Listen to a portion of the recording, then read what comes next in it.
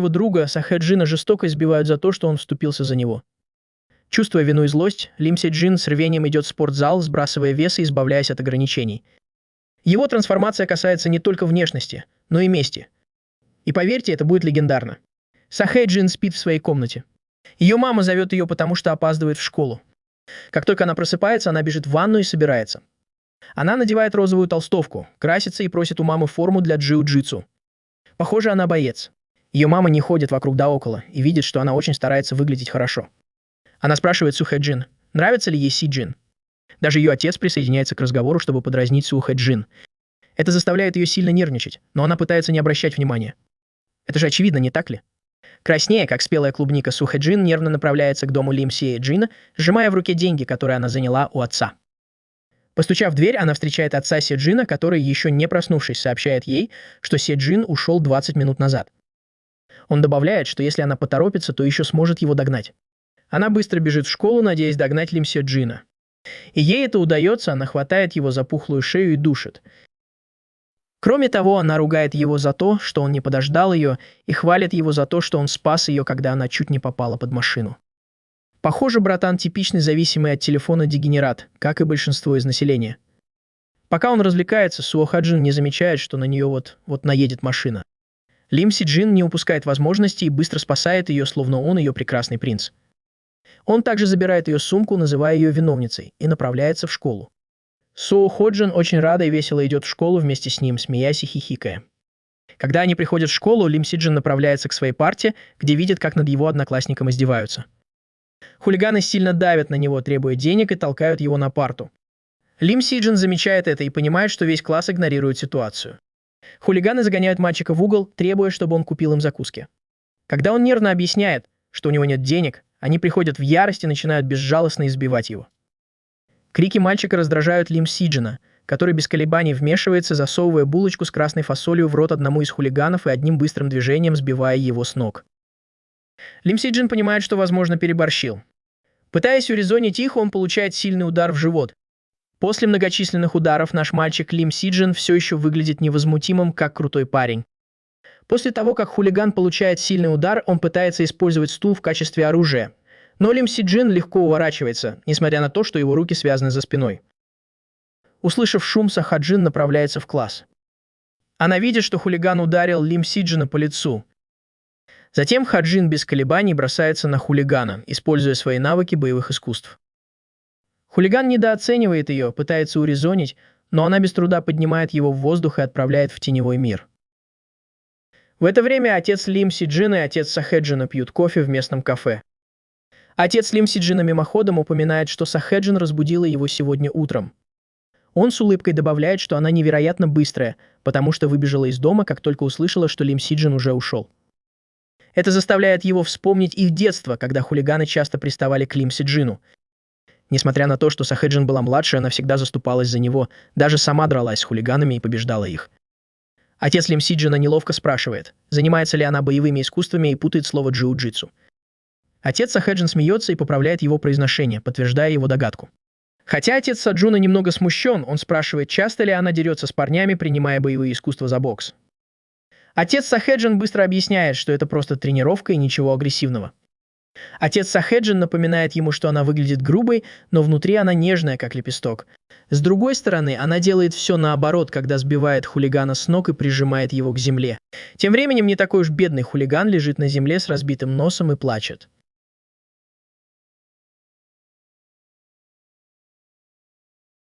Сразу после этого она высмеивает хулигана за то, что он такой слабый, а Саджин едва сдерживает его. Это унижение закрепляет за хулиганом статус клоуна. После этого случая хулиган звонит своему подельнику, который входит в класс с таким видом, будто он здесь хозяин. Увидев Саджина, он уверенно представляется и без предупреждения бьет его. Саджин пытается сделать вид, что это недоразумение, но хулиган игнорирует его слова и уходит, явно замышляя что-то нехорошее. Сразу после уроков хулиганы замечают, что Саджин и Сахеджин уходят вместе, подтверждая подозрение, что они собираются издеваться над Сахеджин, чтобы насолить Саджину. На следующий день они так и делают. На парту Сахеджин падает чернильница, испортив ей стол и одежду. Когда она спрашивает, что случилось, все одноклассники от страха перед хулиганами молчат и ничего не говорят. Саджин быстро подходит к ней, отдает свою рубашку и говорит, чтобы она переоделась. После уроков он идет в класс хулиганов. Он не обращает внимания на их болтовню и спрашивает хулигана, не он ли виноват в том, что чернильница упала. Он бьет первого хулигана прямо с панели манги и называет его надоедливым комаром. Кроме того, он смотрит на остальных хулиганов и приказывает им убираться, как от мух. Хулиганы не медлят и нападают на него. Одного из них Саджин сбивает с ног, и тот получает жестокий удар слева, от которого падает на землю.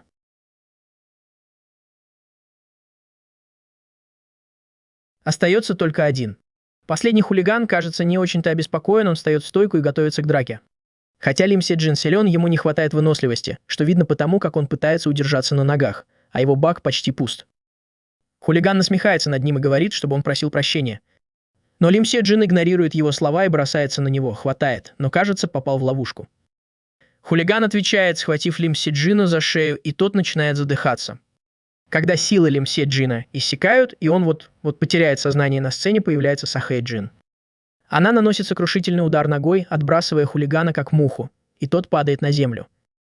Хулиган, явно разъяренный, бросается на Сахэ-джин, размахивая кулаками, но она уклоняется от его атак с грацией и ловкостью опытного бойца, двигаясь как Мохаммед Али на ринге. Быстрым ударом она сбивает его с ног, ее движения плавные и точные. Не останавливаясь, она быстро переходит к захвату руки, больно сжимая ее и угрожая сломать, если он не сдастся. Хулиган сопротивляется, но понимает, что ему с ней не справиться. Он в панике сдается. Но Сахэ-джин не слушает его, и он признается, что это он украл картридж с чернилами. Она отпускает его при условии, что они больше не будут издеваться над детьми в школе. После уроков Сахэ-джин дразнит Лим Се-джина, напоминая ему, что ему стоит заняться джиу-джитсу, ведь у него высокий рост и хорошие мышцы. Он быстро отмахивается и говорит, что идет домой. Несмотря на то, что Сью Хаджин просит его проводить ее в спортзал, он отмахивается, говоря, что занят, и она может пойти сама. После тренировки Лим Се-джин пишет Сью Хаджин, чтобы узнать, добралась ли она до дома. Отправив сообщение, он наконец засыпает, уставший после сегодняшнего дня. Но вдруг он просыпается от крика отца. Отец не церемонится и сердито сообщает, что Сахэ-джин по дороге в спортзал подверглась нападению и сейчас находится в больнице в критическом состоянии. Сердце Се-джина сжимается от чувства вины. Кажется, все, что произошло раньше, привело к такому ужасному исходу. Лим Се-джин бежит в больницу, не оглядываясь, и спрашивает родителей, как она себя чувствует. Он также спрашивает, закончилась ли операция и будет ли она в порядке. Он чувствует себя виноватым, потому что не проводил ее в спортзал в тот день, и на нее напали. В дело вмешиваются федералы и расспрашивают Лим Се-джина о произошедшем. Он называет потенциальных подозреваемых Чхве Чун Сока и Ли Дже Сока. Он добавляет, что они поссорились днем. Лим Се-джин сразу же спрашивает, что случилось с Сахэ-джин, его голос полон беспокойства и страха. Детектив мрачно рассказывает ужасные подробности. На нее напали, избили до неузнаваемости, и она потеряла сознание. После этого ее бросили в переулке как мусор. Детектив добавляет, что ее левое колено было сильно повреждено и требовалась срочная операция. Вскоре приходит врач с новостями. Он сообщает родителям, что операция прошла успешно. Но Сью Хаджин потребуется длительная физическая реабилитация из-за травмы колена. Однако врач предупреждает, что эмоциональные последствия могут быть гораздо серьезнее. Психические травмы от этого жестокого нападения могут остаться на всю жизнь и повлиять на повседневную жизнь, как никто не может предсказать. Лим Се-джин и без того сломленный и охвачен чувством вины и гнева. Его мысли путаются, он не может осознать масштаб произошедшего. Кроме того, он чувствует себя беспомощным, зная, что все это случилось из-за того, что он не смог ее защитить. Через несколько дней Лим Се-джин кричит на детективов, требуя объяснить, почему они до сих пор не поймали преступников, несмотря на то, что он избил их и сообщил много подробностей. Он обвиняет их в злоупотреблении властью и настаивает на том, что алиби преступников – это просто прикрытие. Его разочарование достигает предела, когда он понимает, что ситуация не движется с места. Он спрашивает о записях с камер видеонаблюдения, но детективы объясняют, что они были повреждены как раз во время нападения. Пока они просматривают файлы, один из детективов замечает на заднем плане место преступления, которое ему знакомо. Он быстро закрывает файл, сохраняя невозмутимое выражение лица, и напоминает Лим Се-джину, чтобы тот не волновался, уверяя, что они тщательно все проверят. Лим Се-джин, явно разочарованный, говорит детективам, что возьмет дело в свои руки и сам разберется с ситуацией. Кроме того, детектив беспокоится, поэтому напоминает своему подчиненному, чтобы тот присматривал за Лим Се-джином, потому что враги могут оказаться опаснее, чем они думали. И лучше быть осторожными. Майк уезжает с места нападения, а Чхве Чун Сок и Ли Дже Сок выходят из золотого здания, где они тренировались. Их потасовка прекращается, когда они замечают Лима Сиджина, который поджидает их в конце переулка. Лим Сиджин выглядит так, будто готов прикончить их, и угрожающе направляется к ним. Ли Джи Сок смеется над этим толстым злым парнем, но тут же получает удар в лицо от Лима Саджина. Он быстро подходит к другому бандиту и наносит ему удар в солнечное сплетение. Ли Джи Сок быстро приходит в себя и валит Лима Саджина на землю, сбивая его с ног и хватая за ногу. Затем он начинает избивать его, прижимая его руки к земле, чтобы тот не мог двигаться. После наказания Ли Джи Сок заламывает ему руку, пытаясь сломать ее с помощью болевого приема. Пока продолжается жестокая схватка, из тени появляется мускулистый мужчина без рубашки. Его длинные волосы не спадают на плечи, а тело покрыто зажившими ножевыми и пулевыми ранами, свидетельствующими о бесчисленных сражениях. Он шагает вперед с властным видом, привлекая всеобщее внимание. Он подходит к Ли Джи Соку и низким, но твердым голосом требует отпустить его. Ли Джи Сок чувствует опасность и спрашивает мужчину, чего он хочет. Когда тот игнорирует его, он пытается затеять драку с таинственным парнем, не понимая, что нарывается на неприятности. Мужчина встает, чтобы противостоять Ли Джи Соку, но быстро решает проблему, вызвав полицию. Ли Джи Соку и его друзьям ничего не остается, кроме как сбежать с места происшествия, получив напоследок средний палец от Лима Сиджина. Более того, таинственный незнакомец говорит, что он друг по тренировкам Сахеджин, и она рассказывала ему о Лим Сиджин. В спортзале она только и говорила о нем и даже показывала всем его фотографии. Хотя в жизни он выглядит гораздо толще. Таинственный незнакомец говорит, что трое парней не виноваты, потому что он это почувствовал. Кроме того, он дает Лим Сиджин листовку со своим адресом, говоря, что ему нужны тренировки и что его спортзал всегда открыт для него. Если ему когда-нибудь захочется пойти в спортзал и стать таким же крутым, как он может прийти, и он даст ему лучшие тренировки в его жизни. На следующий день Лим Сиджин стоит у спортзала, не зная, стоит ли ему заходить, потому что у него нет денег. Но как только он собирается уйти, его замечают несколько членов клуба и с радостью затаскивают внутрь. Там они находят тренера Джейсона Хона, который спит. Когда он просыпается, он говорит, что Лим Сиджин – это тот самый парень, которым восхищается Сахеджин. Лим Сиджин пытается это отрицать, говоря, что он придет в другой раз, потому что у него нет денег. Один из братьев Джим, как всегда настойчивый, начинает снижать цену, обращаясь к нему, как уличный торговец в какой-нибудь средневосточной стране. Другой член клуба, быстро сообразив, предлагает, чтобы Лим Сиджин стал представителем спортзала. Поскольку он уже мускулистый и высокий, если он похудеет и станет сильнее, это будет отличной рекламой для спортзала. Они предложили ему бесплатное обучение в обмен на его участие. Лим Сиджин, немного ошарашенный, понимает, что это может быть его шансом стать сильнее, а заодно отплатить Сео Хаджин за все. Тренеры смотрят на него как безумные ученые, которые создают Франкенштейна, ведь под его толстым слоем жира скрывается огромный потенциал. И черт возьми, они его создали. Всего за 3 месяца тренировок Лим Сиджин стал лучшим в классе. Он не только сбросил лишний вес, но и превратился в высокого мускулистого атлета. Его телосложение полностью изменилось, демонстрируя силу и преданность, с которыми он тренировался. Это было действительно впечатляющее зрелище. Но Лим Сиджин не был доволен, ведь это только начало, а он еще не отомстил Сео Хаджин. Но с его новой силой и телосложением греческого бога он был готов заставить их заплатить. Хулиганы, которые причинили ей боль, не знали, что их ждет, когда он придет за ними, движимый яростью и желанием защитить. Более того, к его и без того впечатляющим достижениям Лим Сиджин за 3 месяца заработал 2 нашивки. Тренеры шутили, что такими темпами он превзойдет всех в зале. После тренировки тренер предложил пойти в парк и заняться силовыми упражнениями. Лим Сиджин, большой любитель поесть, добавил, что они могут купить мороженое, пока будут там, и это будет беспроигрышный вариант. Остальные члены клуба не могли не смотреть на них, называя их монстрами. Даже после интенсивных тренировок по джиу-джитсу они были достаточно энергичны, чтобы заняться силовыми упражнениями. В парке их истинная сила проявилась во всей красе. С легкостью, не требующей усилий, Ли Сиджин и его тренер подтягивались на одной руке с отягощением. Их мускулистые тела демонстрировали почти невероятную силу, которой мог бы гордиться даже Арнольд Шварценеггер. Но, несмотря на это, Ли Сиджин с трудом поспевает за тренером и называет его монстром. Но настоящий мастер продолжает тренироваться без усилий и говорит, что это легко. После тренировки Ли Сиджин наслаждается вкусным мороженым, за что тренер ругает его и говорит, что в нем много калорий. Ли Сиджин говорит от лица всех нас, что если мороженое вкусное, то в нем нет калорий. Затем тренер переходит к делу и спрашивает о Сахеджин. Ли Сиджин объясняет, что она очнулась через 12 дней, но ее состояние все еще хуже, чем он ожидал. Она не только эмоционально отдалилась и получила травму, но и выглядит так, будто потеряла душу.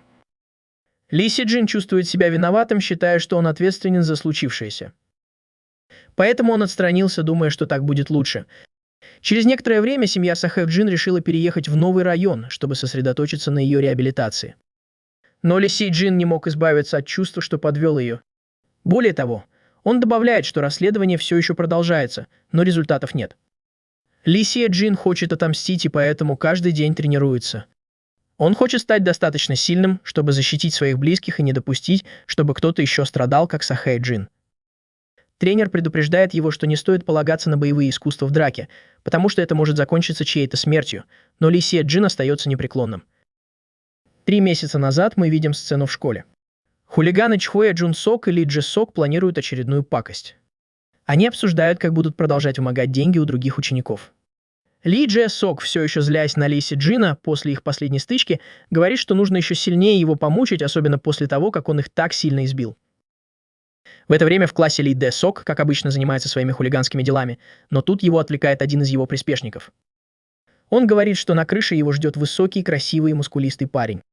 С горящими глазами она игриво предлагает Ли Дэ Соку спросить у парня, есть ли у него девушка, явно очарованная им. Сцена переносится в школьный туалет, где хулиганы окружили своих жертв и требуют деньги. Дети явно напуганы и совершенно беспомощны перед своими мучителями. Но как только напряжение нарастает, дверь распахивается и входит Ли Си Джин. Уверенной походкой он одним мощным ударом вырубает одного из хулиганов. Хулиган замирает, явно удивленный его внезапным появлением и невероятной силой. Ли Си Джин говорит запуганным детям, чтобы они уходили, и обещает защитить их, пока он разбирается с ситуацией. Без колебаний он легко расправляется с хулиганами. Его инстинкты и скорость не имеют себе равных, он с легкостью справляется с 2 из них, и они падают на пол. Последним, кто остался на ногах, был Чхуэ Джун Сок, прижатый к стене, и Ли Се Джин, сжимающий его горло. Чхуэ Джун Сок надеялся, что это будет похоже на то, как заключенные в тюрьме издевались над ним. Ли Се Джин с холодным и сосредоточенным выражением лица насмехался над ним, напоминая Чхуэ Джун Соку, что после стольких лет он наконец-то разогрелся и готов к реваншу. Расправившись с остальными, Ли Се Джин поднялся на крышу, где его ждал Ли Дэ Сок. Когда он поднимался, дверь внезапно открылась, и Ли Се Джин без колебаний ударил ею Ли Джи Сока прямо в лицо, когда тот пытался уйти. Чтобы еще больше унизить его, это был никто иной, как Ли Се Джин, теперь мускулистый и подтянутый, который стоял перед ним во весь рост. Ли Се Джин не терял времени и сразу же нанес удар. Это заставило Ли Дже Сока пошатнуться, но он оставался спокойным и попытался что-то сказать, чтобы запугать противника. Ли Се Джин, как настоящий гигант, даже не дал ему договорить и нанес еще один удар. Ли Дже Сок тоже попытался ударить, но получил удар локтем в спину. Затем он попытался провести захват, но получил мощный удар коленом в голову, потеряв при этом несколько зубов. Ли Се Джин похвалил его за упорство. Но он не удивился, ведь Джейсон готовил его к любым ситуациям, и Ли Гая не была исключением. Более того, Джейсон предусмотрел все возможные атаки Ли Гая и способы их отразить. Он напомнил Ли Се Джину, что если Ли Дэ Сок перейдет в режим защиты, нужно бить его по бедрам изо всех сил. Лим Си Джин делает это, и, черт возьми, он делает это жестко. Это похоже на то, как Криштиану Роналду бьет пенальти. Удар ногой в бедро шокирует Ли Дже Сока, который уже выглядит не очень хорошо. Но его несчастья на этом не заканчиваются, потому что Лим Си Джин бьет обеими ногами и прижимает его к ребрам. Сражаться с ним было все равно, что плавать в бассейне по сравнению с Джейсоном Хамом, который тренировался с ним долгое время. Когда Лим Си Джин занимает доминирующую позицию, Ли Дэ Сок по глупости роет себе могилу, упомянув Сахаджин. Более того, он жестоко насмехается над Си Джином, заявляя, что если бы тот ответил на ее звонки, то она была бы спасена. Эти слова разжигают ярость Си Джина, но ненадолго отвлекают его внимание. Пользуясь моментом, Ли Сок меняет положение и наносит сильный удар. Но Лим Си Джин ловко блокирует его и сразу же переходит в защиту, восстанавливая контроль и готовясь к следующему удару. Через несколько секунд Лим Си Джин снова занимает доминирующую позицию. Но не ту, о которой вы могли подумать. Находясь сверху, Лим Си Джин не сдерживается и жестоко атакует Ли Дже Сока. Он напоминает ему о его цели – уничтожить всех, кто причинил боль Сахэ Джин. Со слезами на глазах он превращается в зверя и избивает Ли Дже Сока. Его ненависть и жажда мести слишком сильны, он жаждет крови. Этого избиения достаточно, чтобы сломить Ли Дже Сока, и он начинает плакать и умолять о прощении. Однако Лим Си Джин не отступает и начинает расспрашивать его о том, кто стоит за нападением на Сахаджина. Он не ведется на его ложь и собирается сломать ему руку, если Ли Дже Сок не ответит на вопрос. Более того, он дает Ли Дже Соку 3 секунды, чтобы тот назвал виновника нападения, иначе он сломает ему руку. После того, как Ли Джи Сок не отвечает в течение 3 секунд, Лим Се Джин действует без колебаний и резким движением ломает ему руку. Застонав от боли, Ли Дэ Сок вынужден назвать имя настоящего виновника – Сон Ду Хёна, студента 3-го курса их школы. Лим Се Джин, чувствуя, что это еще не все, не отпускает его. Он давит на Ли Джи Сока, требуя полной правды. Под сильным давлением и болью Ли Джи Сок начинает говорить и рассказывает, что это было не просто нападение, а целая группировка студентов из разных школ. Он признает, что Сахэ Джина заманили туда под ложным предлогом, чтобы устроить жестокое нападение. Сразу после этого разговора в класс врывается учитель и называет их сумасшедшими. Ли Джи Сок пытается задеть Лим Се Джина, называя его неудачником. Но Лим Се Джин не сдается и уходит с учителем, напоследок ударив его по лицу. Отец Ли Джи Сока спорит с директором школы, называя своего сына жертвой. Он требует немедленно исключить Лим Се Джина из школы. Лим Се Джин, напротив, совсем не выглядит обеспокоенным и думает о своих ошибках в драке и о том, как их исправить. В это время в комнату заходит мама Ли Гасук и ни с того ни с сего пытается ударить Лим Се Джина.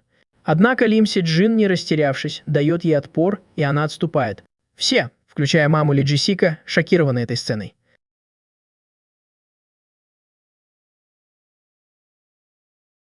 В этот момент к ним подходит отец Лим Се Джина и спрашивает, все ли с ним в порядке. Ли Джи Сик в ярости требует, чтобы Лим Се Джина исключили из школы, обвиняя отца Лим Се Джина в плохом воспитании сына. Несмотря на обвинения, отец Лим Се Джина смиренно извиняется за поведение сына, склонив голову в знак раскаяния. Однако его извинения только усиливают гнев мамы Ли Джи Сика, обостряя ситуацию еще больше. Директор добавляет, что все улики указывают на то, что именно Лим Се Джин напал на Ли Джи Сика и что его, скорее всего, исключат из школы. Мама Ли Джи Сика заходит слишком далеко, называя Лим Се Джина ублюдком. Более того, отец Лим Се Джина игнорирует их крики и звонит по телефону. Звонит председатель комитета, и это пугает директора до чертиков, который кажется совершенно беспомощным перед этой ситуацией. Председатель выглядит как старый друг отца Лим Се Джина, и они разговаривают неформально. Отец Лим Се Джина спокойно объясняет ситуацию председателю, а директор вмешивается, чтобы разрядить обстановку и не допустить дальнейшего обострения. Вопрос временно решен, и Лим Се Джин с отцом спокойно уходит из школы. По дороге домой Се Джин нарушает молчание и извиняется перед отцом. Он понимает, как трудно было его отцу подойти к председателю, зная, что они не очень ладят. Они продолжают идти, и отец Лима Се Джина прямо спрашивает, не руководствуется ли Се Джин желанием отомстить за то, что случилось с Сахэ Джином, когда он так упорно тренируется. Он уверяет Се Джина, что не сердится, и признает, что его мотивация понятна. Затем отец говорит более мягким тоном, что последнее обещание, которое он дал матери Саджина, было о том, что он не будет ругать сына, а будет воспитывать его с заботой и пониманием. Через несколько дней, когда он возвращается в спортзал, члены клуба удивляются его травмам и спрашивают, как он их получил. Лим Се Джин отмахивается, говоря, что это из-за аварии на мотоцикле. Владелец добавляет, что они не могут сфотографировать Лим Се Джина для рекламных листовок в его нынешнем состоянии, поэтому фотосессию придется отложить. Он предупреждает Лим Се Джина, что если кто-то будет использовать джиу-джитсу вне спортзала, то будет считаться неудачником на всю жизнь, подчеркивая, что боевые искусства следует практиковать только в пределах ринга. Владелец продолжает говорить, что самооборона или защита кого-то оправданы, но джиу-джитсу всегда должно оставаться в этих рамках. Более того, Лим Се Джин соглашается и уверяет его, что он понимает. Другие члены клуба разряжают обстановку, говоря, что владелец выглядит очень круто, когда говорит такие крутые вещи. Владелец, польщенный комплиментом, на мгновение теряется и не знает, что сказать. После того, как ситуация улеглась, группа вернулась к обычным тренировкам. Один из участников подошел к Лим Се Джину и предложил не нагружать его из-за травм, но Лим Се Джин возразил, сказав, что никогда не щадит себя. И это все, что нужно. Участник снял очки и тут же перешел в боевой режим, и Лим Се Джин сдался один раз, потом другой. Несмотря на это, участник похвалил природную силу Лим Се Джина, добавив, что хотя его сила впечатляет, для ее полного раскрытия все равно нужны тренировки. После интенсивной тренировки Лим Се Джин был измотан и сказал, что участник даже не вспотел. Затем он спросил, где Джейсон, ведь обычно он тренирует их. Кроме того, участник объяснил, что Джейсон ушел раздавать рекламные листовки для спортзала. Затем Лим Се Джин заговорил о том, что всех интересовало, и спросил, почему в спортзале всего 3 человека, несмотря на хорошее оборудование и инструкторов. Кроме того, участник занервничал, намекая на более серьезную проблему, возможно, даже на то, что он сам был причиной. Он объяснил, что раньше было много участников, но большинство из них ушли, и теперь осталось только 3. Он быстро сменил тему, спросив о Сахеджин. Лим Саджин ответил, что сомневается, стоит ли вообще ей звонить, потому что чувствует себя виноватым и боится. Участник добавил, что Сахеджин постоянно говорила о Лим Саджине в спортзале и, зная ее, ждала бы, что он первым с ней свяжется. Сцена переносится в школу, где Сун Ду Хэн, главный виновник, спрашивает Ли Дже Сока о плате за обучение. Ли Дже Сок пытается оправдаться, утверждая, что парень Сахэ Джин пришел отомстить, поэтому выплаты задерживаются. Сон Ду Хэн не теряет времени даром и сразу переходит к делу, спрашивая, работает ли Ли Дже Сок вообще. В своей обычной манере он начинает снимать форму и разминаться, готовясь преподать Ли Дже Соку жестокий урок и тем самым закончить его карьеру. Он добавляет, что они будут драться, и он проверит навыки Ли Дже Сока. Как и ожидалось, Сон Ду Хэн жестоко избивает Сон Ду Хэна боксерскими ударами. Он даже не останавливается, когда Сон Ду Хэн сдается и вырубает его. Более того, Сон Ду Хэн поручает Чхве Чжунса забрать деньги, а также говорит, что он должен привести Лим Саджин к нему завтра, иначе он закончит так же, как его друг на полу. В то же время Лим Саджин наконец-то набрался смелости встретиться с Сахэ Джин. Он приветствует ее маму, которая удивлена его внезапной переменой, ведь он похудел, стал мускулистым и красивым. Кроме того, Сахэ Джин пропускает все формальности и говорит ему пойти с ней в ближайшее кафе. В кафе Лим Саджин извиняется за то, что не связался с ней раньше, и говорит, что занимался джиу-джитсу в том же месте, где раньше занималась Сахэ Джин. Она делает дерзкое замечание, говоря, что все, должно быть, скучают по ней, ведь она была единственным источником витаминов в этом месте. Лим Саджин спрашивает, собирается ли она вернуться в школу. Сахэ Джин объясняет, что у нее хорошие оценки, поэтому она просто сдаст экзамен на аттестат зрелости. Он чувствует облегчение, когда слышит это и видит, что она в хорошем настроении. Он смеется вместе с ней, и от его улыбки у нее замирает сердце. Пытаясь скрыть волнение, она быстро отводит взгляд, и ее лицо краснеет. Как раз в тот момент, когда Лим Сэй Джин собирается спросить ее о том, что случилось в тот день, дверь внезапно захлопывается, и раздается громкий стук. Этот звук вызывает у нее посттравматическое стрессовое расстройство, и она сжимается, явно напуганная. Она отказывается от его помощи, дрожащим голосом просит его позвонить ее маме. После этой встречи Лим Сэй Джин решает, что, кто бы это ни сделал, он не оставит это просто так и отправит их в мир теней. На следующий день в школе Чхве Чжун Сок пытается незаметно попросить у всех денег, но Лим Саджин замечает это. Ему не везет, и Саджин нависает над ним, как ангел смерти. Саджин просит его отвезти его к Сон Ду Хэну. В это время сцена переключается на Сон Ду Хэна, который готовится к экзаменам. Он разговаривает с одноклассником, и тут Лим Саджин бросает Чхве Чжун Сока в класс, как мусор. Он подтверждает, что это Сон Ду Хэн, и просит рассказать ему, что случилось с Сахэ Джин. Его голос спокойный, но решительный. Сон Ду Хэн пытается отмахнуться, утверждая, что не знает ее, но Лим Саджин быстро понимает, что это не так. Он упоминает запись разговора Ли Дже Сока о Сон Ду Хэне, давая понять, что знает больше, чем говорит. Сон Ду Хэн пытается преуменьшить серьезность ситуации, говоря, что запись не будет иметь большого значения в качестве доказательства, но это может поставить его в неловкое положение.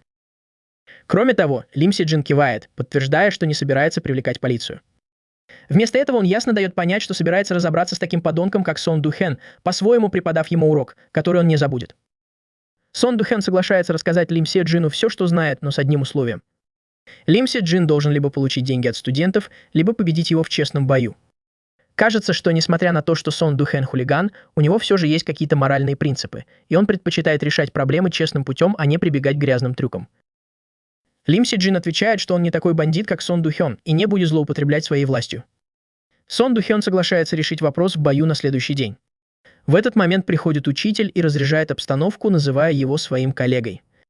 Когда уроки заканчиваются и хулиганы уходят, мы понимаем, почему Сон Ду Хэн, человек с некоторыми зачатками морали, выбрал такой путь. Его семью преследуют кредиторы-бандиты, и ситуация загнала его в угол. Зная это, он становится серьезным и начинает планировать свой следующий шаг. Тем временем Лим Сэй Джин по дороге домой размышляет о том, что сделал Сон Ду Хэн. Он понимает, что Сон Ду Хэн намеренно сдержал свой удар, чтобы показать разницу в их силе, и это заинтриговало и разозлило Сэй Джина. Когда Сон Ду Хэн подходит к спортзалу, дьявол в его лице появляется перед Лим Сэй Джуном, который заявляет, что сегодня они сведут счеты. Мысли Сон Ду Хэна заняты его матерью и тем, что он должен выплатить кредит, и это вполне понятно. Но то, что он выбрал путь насилия и издевательств, совершенно неприемлемо. Лим Сэй Джун соглашается на бой, потому что его моральные принципы не позволяют ему пользоваться слабостью других. Пока они разговаривают, Сон Ду Хэн надевает боксерские перчатки, чтобы не убить Лим Сэй Джуна. Сон Ду Хэн настроен решительно и готовится к бою, сразу же принимая боевую стойку. Он даже говорит Лим Се Джуна, чтобы тот не волновался и сделал все возможное. Лим Се Джун начинает сомневаться в том, что Сон Ду Хён вообще нормальный человек и как такой человек оказался в таком месте. Сон Ду Хён дважды нападает на второго сына и оставляет его задыхаться. Кажется, он наконец-то столкнулся с тем, что не может преодолеть. Несмотря на то, что шансы не в его пользу, Лим Се Джун умудряется блокировать один из ударов Сон Ду Хэна, на мгновение удивив его. Но Сон Ду Хён не медлит и продолжает наносить удары со всех сторон, не останавливаясь. Когда он собирается нанести последний удар, Лим Се Джун собирается с силами и наносит ответный удар. К сожалению, это не меняет ситуацию в его пользу, и Сон Ду Хён тут же наносит ему апперкот в подбородок. От удара Лим Се Джун отшатывается и падает на Сон Ду Хэна. Тем не менее, этот поворот событий был частью плана Лим Се Джина. Он сразу же бросается на Сон Ду Хона, пытаясь его удержать. Но даже когда Лим Се Джин крепко держит Сон Ду Хона, тот не сдается. Он использует свое плечо, чтобы с невероятной силой оттолкнуть Се Джина, освобождаясь от его хватки. Не теряя ни секунды, Сон Ду Хён обрушивает на Лим Се Джина шквал ударов, и тот падает на землю, пытаясь прийти в себя. Стоя над ним, Сон Ду Хён говорит, что бокс – лучший вид спорта, потому что он больше всего полезен в реальной жизни. Его слова звучат весомо, ведь он сам прошел через трудности и закалился на улицах. Сон Ду Хён продолжает, говоря, что после сегодняшнего дня никто его не тронет. Он добавляет, что ему жаль, что так получилось с Хэ Джин, и что, по слухам, она хорошо справляется с реабилитацией. Он объясняет, что иногда такое случается, и нужно просто двигаться дальше и стараться стать лучше. Лим Се Джин из последних сил пытается схватить Сон Ду Хона за ноги в отчаянной попытке переломить ход событий, но это бесполезно. И Сон Ду Хён насмехается над ним, говоря, что покажет ему, каким жестоким может быть мир. Он готовится нанести мощный удар, но Джейсон появляется как раз вовремя и блокирует атаку. Оказывается, ребята из спортзала видели это и пришли ему на помощь. Как обычно, они начинают кричать и устраивать сцену, сразу привлекая внимание всех вокруг. Как раз в тот момент, когда Сон Ду Хён собирался сбежать, на место прибыли полицейские и арестовали их, нанеся им серьезные увечья. Похоже, Джейсон предупредил полицию еще до того, как приехал на место, как и в случае с Ли Дже Соком. Когда они приехали в полицейский участок после ареста, дежурный полицейский допросил ребят и взял у них показания. Сон Ду Хён заявил, что они просто тренировались и ничего серьезного не произошло. В этот момент он явно испугался, ведь у него много долгов и мама болеет. Если полиция вмешается, это может им навредить. Лим Се Джин думает иначе и сразу же говорит полицейскому, что они напали на него, из-за чего их отстранили от занятий. После того, как они вышли из полицейского участка, Джейсон и Лим Се Джин зашли в магазин, чтобы перекусить. Джейсон пытается предупредить его об опасности, которую представляют такие парни, как Сон Ду Хён. Сегодня ему повезло, но так будет не всегда. Он продолжает, говоря, что полиция ведет расследование и скоро будут новости. Лим Се Джин не меняет своего мнения и говорит, что Сиу Хэй Джин сейчас страдает из-за того, что эти бездушные животные сделали с ней. Он добавляет, что будет защищать ее своими методами, потому что у закона есть свои ограничения.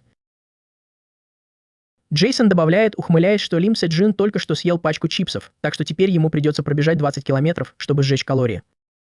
Несмотря на то, что Лим Се Джин сейчас не может тренироваться, Джейсон настаивает, что ему все равно нужно работать над выносливостью.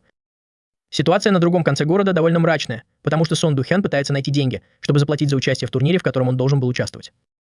Но дела становятся еще хуже, когда к нему домой приходит гангстер, кредитор и требует вернуть долг. Он говорит, что отец Сон Ду Хёна был подонком, потому что бросил жену и сына и сбежал. Он заявляет, что Сон Ду Хён может расплатиться, работая на него, или пусть его мать делает для него что-нибудь неприятное. Этот парень делает Сон Ду Хёна похожим на святого. Сон Ду Хён, беспокоясь за безопасность матери, просит дать ему еще месяц, чтобы выплатить долг за 2 месяца. Дай мне шанс. Дай мне шанс. Дай мне шанс. Дай мне шанс. Он умоляет дать ему еще месяц, иначе ему придется делать все, что скажет гангстер. После того, как Сон Ду Хён встречается с бандитами из школы, он напоминает им, что нужно вовремя платить. Он говорит, что когда его отстранят от занятий, он разберется с Лим Се Джином. Но он также упоминает Джейсона, предупреждая, что тому грозит большая опасность. Сон Ду Хён подчеркивает, что нужно быстро разобраться с Джейсоном, иначе все может стать еще хуже Диди. В то же время все удивляются, увидев Джейсона в костюме. Все хвалят его внешний вид и спрашивают, не на свидание ли он собрался. Он отвечает, что это просто его бывший коллега. По дороге навстречу Джейсона останавливает испуганный мальчик. Он просит помочь, говорит, что его друга избивают и ему нужна помощь. Неудивительно, что это было подстроено, и Сон Ду Хён ждал его. У его прихвостней даже было оружие, и они напали на него сзади. Но как только они подумали, что он у них в руках, симпатичная девушка одной рукой отбила атаку, не переставая курить. Эта крутая девушка оказалась бывшей коллегой Джейсона, с которой он собирался встретиться. Она быстро вырубила первого парня точным ударом по горлу, а затем сильно ударила его по спине битой. Спокойная и собранная, она объясняет, что в детстве над ней издевались, но теперь все изменилось, и она здесь, чтобы преподать хулиганам жестокий урок. С холодной решимостью она наносит сокрушительный удар первому парню, попадая ему битой прямо по голове. Переходя к следующему, она безжалостно ломает ему колено, и он не может встать. Ее расчетливые действия ясно показывают, что она приберегла Сон Духена для Лас, намереваясь причинить ему больше всего страданий. Когда остается только один, она начинает играть с его разумом и телом, угрожая уничтожить его самое ценное, чтобы его боксерская карьера закончилась. Сон Духен отчаянно машет кулаками, но она легко уклоняется от каждого удара, насмехаясь над ним. Чтобы усилить боль, она умело использует его собственный удар, направляя его прямо в спину, отчего ему становится очень больно. Воспользовавшись его ослабленным состоянием, она переходит в ближний бой, крепко схватив его за руку. Несмотря на его отчаянные мольбы, она выкручивает ему руку, холодно напоминая, что может сломать ее в суставе, и тогда он больше никогда не сможет боксировать. Сон Духен не может справиться с нахлынувшими на него чувствами и страхом и теряет сознание. Она отпускает его, решив, что этого будет достаточно в качестве наказания. После того, как Джейсон преподал хулиганам урок, они с коллегой обсуждают, как собрать данные для дела о нападении на Сохаджин. Она напоминает Джейсону, что в деле было поддельное заключение, а значит, власти были каким-то образом замешаны, и кто-то пытался замять дело. Похоже, кто-то дергает за ниточки. Сцена переключается на главного злодея, настоящего виновника нападения на Сохаджин. Мужчина угрожающе смотрит на свою новую жертву, которая лежит без сознания и пускает пену изо рта. Кроме того, бой транслируется для VIP-зрителей в Даркнете, и, похоже, то же самое было с Сохаджин. Ему плевать на состояние противника, он спрашивает, понравилась ли зрителям драка. Другой парень, похожий на змею, отвечает, что бой был неплох. Кроме того, парень-змея говорит о том, что можно использовать дело Сохаджин в качестве сюжета для трансляции в Даркнете. Этот больной ублюдок даже не помнит, как сломал Сохаджин колени, потому что он делал это со многими другими людьми и уже сбился со счета.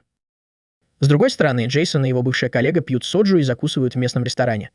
Похоже, женщина любит выпить, потому что, хотя они уже выпили 20 бутылок, она заказывает еще 2. Джейсон рассказывает ей о Лимсаджине и о том, что им движет месть. Он сделает все, чтобы виновные в нападении на Сохаджин понесли наказание. Она смеется и говорит, что Лимсаджин такой же, как Джейсон в прошлом. Джейсон поправляет ее, говоря, что у него всегда есть план, в отличие от Лимсаджин. Она холодно добавляет, что хотя сейчас они чувствуют себя как в аду, это ничто по сравнению с тем, что их ждет, если они продолжат в том же духе. Ее слова глубоко ранят, вселяя страх и извращенную логику в ее пленников. Но она продолжает, мрачно предупреждая, если они ничего не сделают, их шансы на успех будут равны нулю.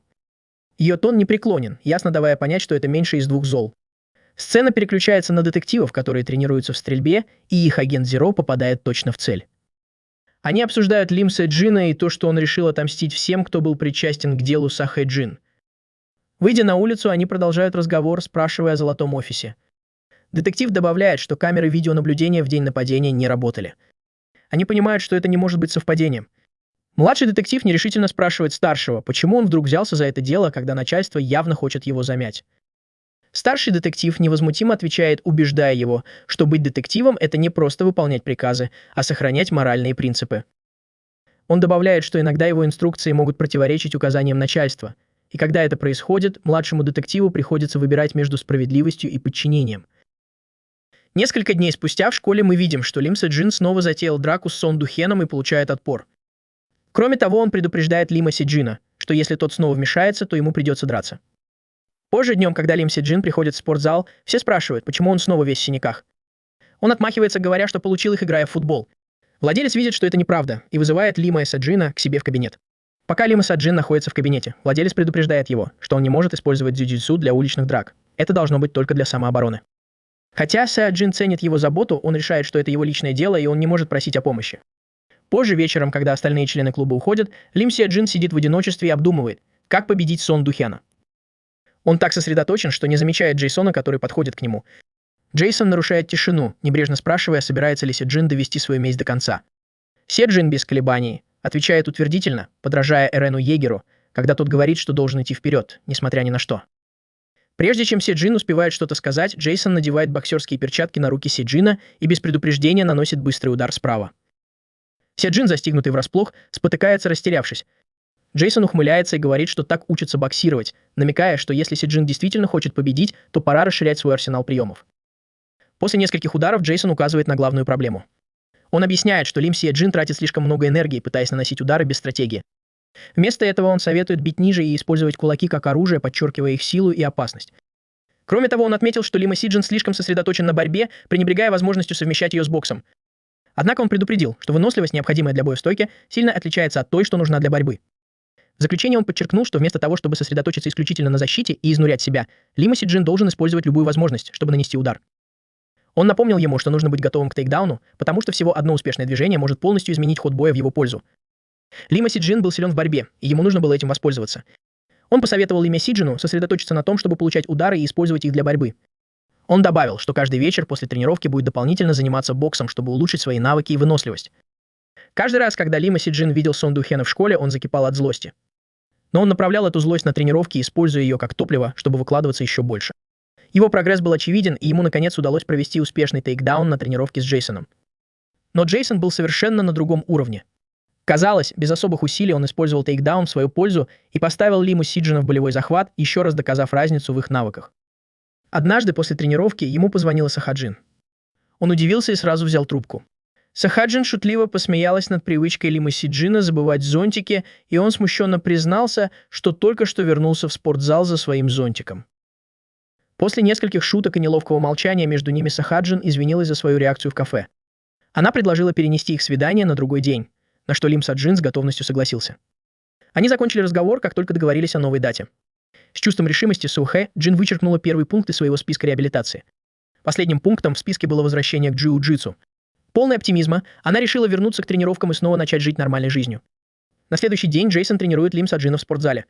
Он напоминает Саджину, что нужно быть разносторонним и внимательным, подчеркивая, что импровизация – ключ к победе. Чтобы проиллюстрировать это, Джейсон играет в камень-ножницы-бумага с Саджином, всегда выбирая камень. Кроме того, он объясняет, что если всегда показывать одно и то же оружие, враг не будет ожидать ничего другого, подчеркивая силу постоянства и неожиданности. Люди с таким же мышлением всегда выбирают ножницы. Тем временем Сон Духен без устали тренируется на боксерской груше, отжимаясь в 10-й раз. К нему подходит инструктор и напоминает, что он еще не заплатил за 2 месяца занятий. Он также говорит, что из-за друзей Сон Духена многие перестали ходить в спортзал и предлагает ему больше туда не приходить. Огорченной ситуацией Сон Духен уходит из спортзала. Как только он выходит на улицу, его ждет Лим Саджин. Кажется, Сон Духен выбрал неудачное время для ухода, потому что Лим Саджин выглядит готовым свести счеты. Лим Саджин берет пример с Джейсона и говорит, что будет использовать только приемы борьбы. Это удивляет Сон Духена, когда он тут же получает удар. Но, как и полагается странному бойцу, он импровизирует и использует свою сумку, чтобы отвлечь Лим Саджина. После яростной атаки кулаками Сон Духен с удивлением обнаруживает, что Лим Саджин легко уворачивается. Понимая, что находится слишком близко к противнику, Сон Духен решает держать дистанцию, используя свой длинный замах. Какое-то время бой состоит из защитных ударов, Лим Саджин уворачивается и избегает их. Но удача кажется на стороне Лим Саджина, когда Сон Духен спотыкается о небольшой камень. Когда Сон Духен падает на землю, он быстро прикрывается, ожидая удара. Но это оказывается обманным маневром. Вместо этого Лим Саджин снова атакует, успешно сбивая его с ног. Лим Саджин ухмыляется и заявляет, что раз он смог его повалить, то теперь нанесет удар. Находясь в полузащите, Сон Духен паникует, понимая, что долго не продержится. Но все его попытки пресекает Лим Саджин, который хорошо владеет приемами джиу-джитсу. Он прижимает колено к его животу, перекрывая доступ кислорода, и наносит удар за ударом, пока Сон Духен лежит на земле, потому что борьба – это стихия Лим Саджина. Хотя положение выглядит довольно опасным, мы уверяем вас, что это не так. В опасном положении Саджин душит Сон Духена. Тот почти теряет сознание, но вспоминает своих родителей и все свои обязанности. Он вкладывает в удар всю свою силу и бьет Лим Саджина со всей мощью, ломая ему несколько ребер. После этого они продолжают бойню, нанося удар за ударом. Через некоторое время Сон Духен пытается образумить Лим Саджина, говоря, что сейчас нет смысла в насилии, ведь прошлое не изменить. Он добавляет, что просто убирает мусор из мира, и сейчас Сон Духен тоже среди них, и с ним нужно разобраться.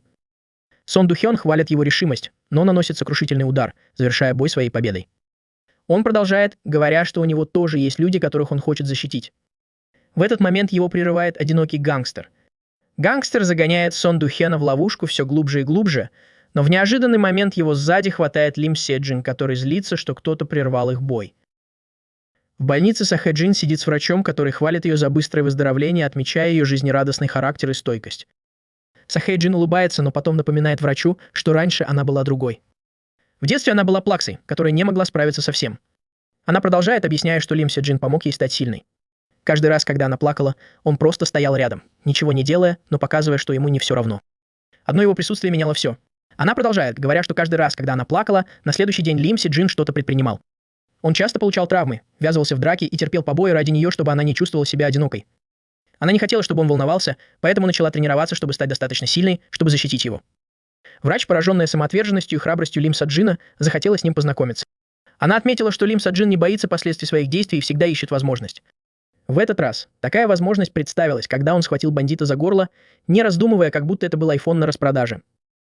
Сон Духён просит Лим Саджина отпустить бандита, но не может удержаться от улыбки, наблюдая, как тот задыхается и корчится от боли. Вскоре появляются бандиты, но Лим Саджин раскидывает их как кегли для боулинга, используя их босса в качестве мяча. Бандит приказывает своим людям убить парней и не щадить никого. Когда они приближаются к ребятам, Сон Духён быстро расправляется с ними с помощью своих боксерских навыков. Но он не может справиться со стальной трубой. Кажется, судьба на стороне Лим Саджина, когда он бросает кирпич прямо в лицо Сон Духену. Кирпич попадает в цель, и Лим Саджин говорит ему бежать, если он хочет жить. Измученный после драки Сон Духен решает так и сделать. Когда они убегают, Сон Духен, тяжело дыша, спрашивает Лим Саджина, почему тот помог ему, ведь они были врагами. Лим Саджин просто отвечает, что они оба плохие люди, которых нужно проучить. Заметив вдалеке спортзал Лим Саджина, они решают спрятаться там. Тем временем главарь бандитов, продолжая поиски, быстро находит их убежище. Он приказывает своим головорезам идти прямо в зал и велит им взять оружие. Похоже, сегодня им повезло, потому что среди присутствующих в зале есть Джейсон, что обеспечит им полную безоговорочную победу, учитывая его статус.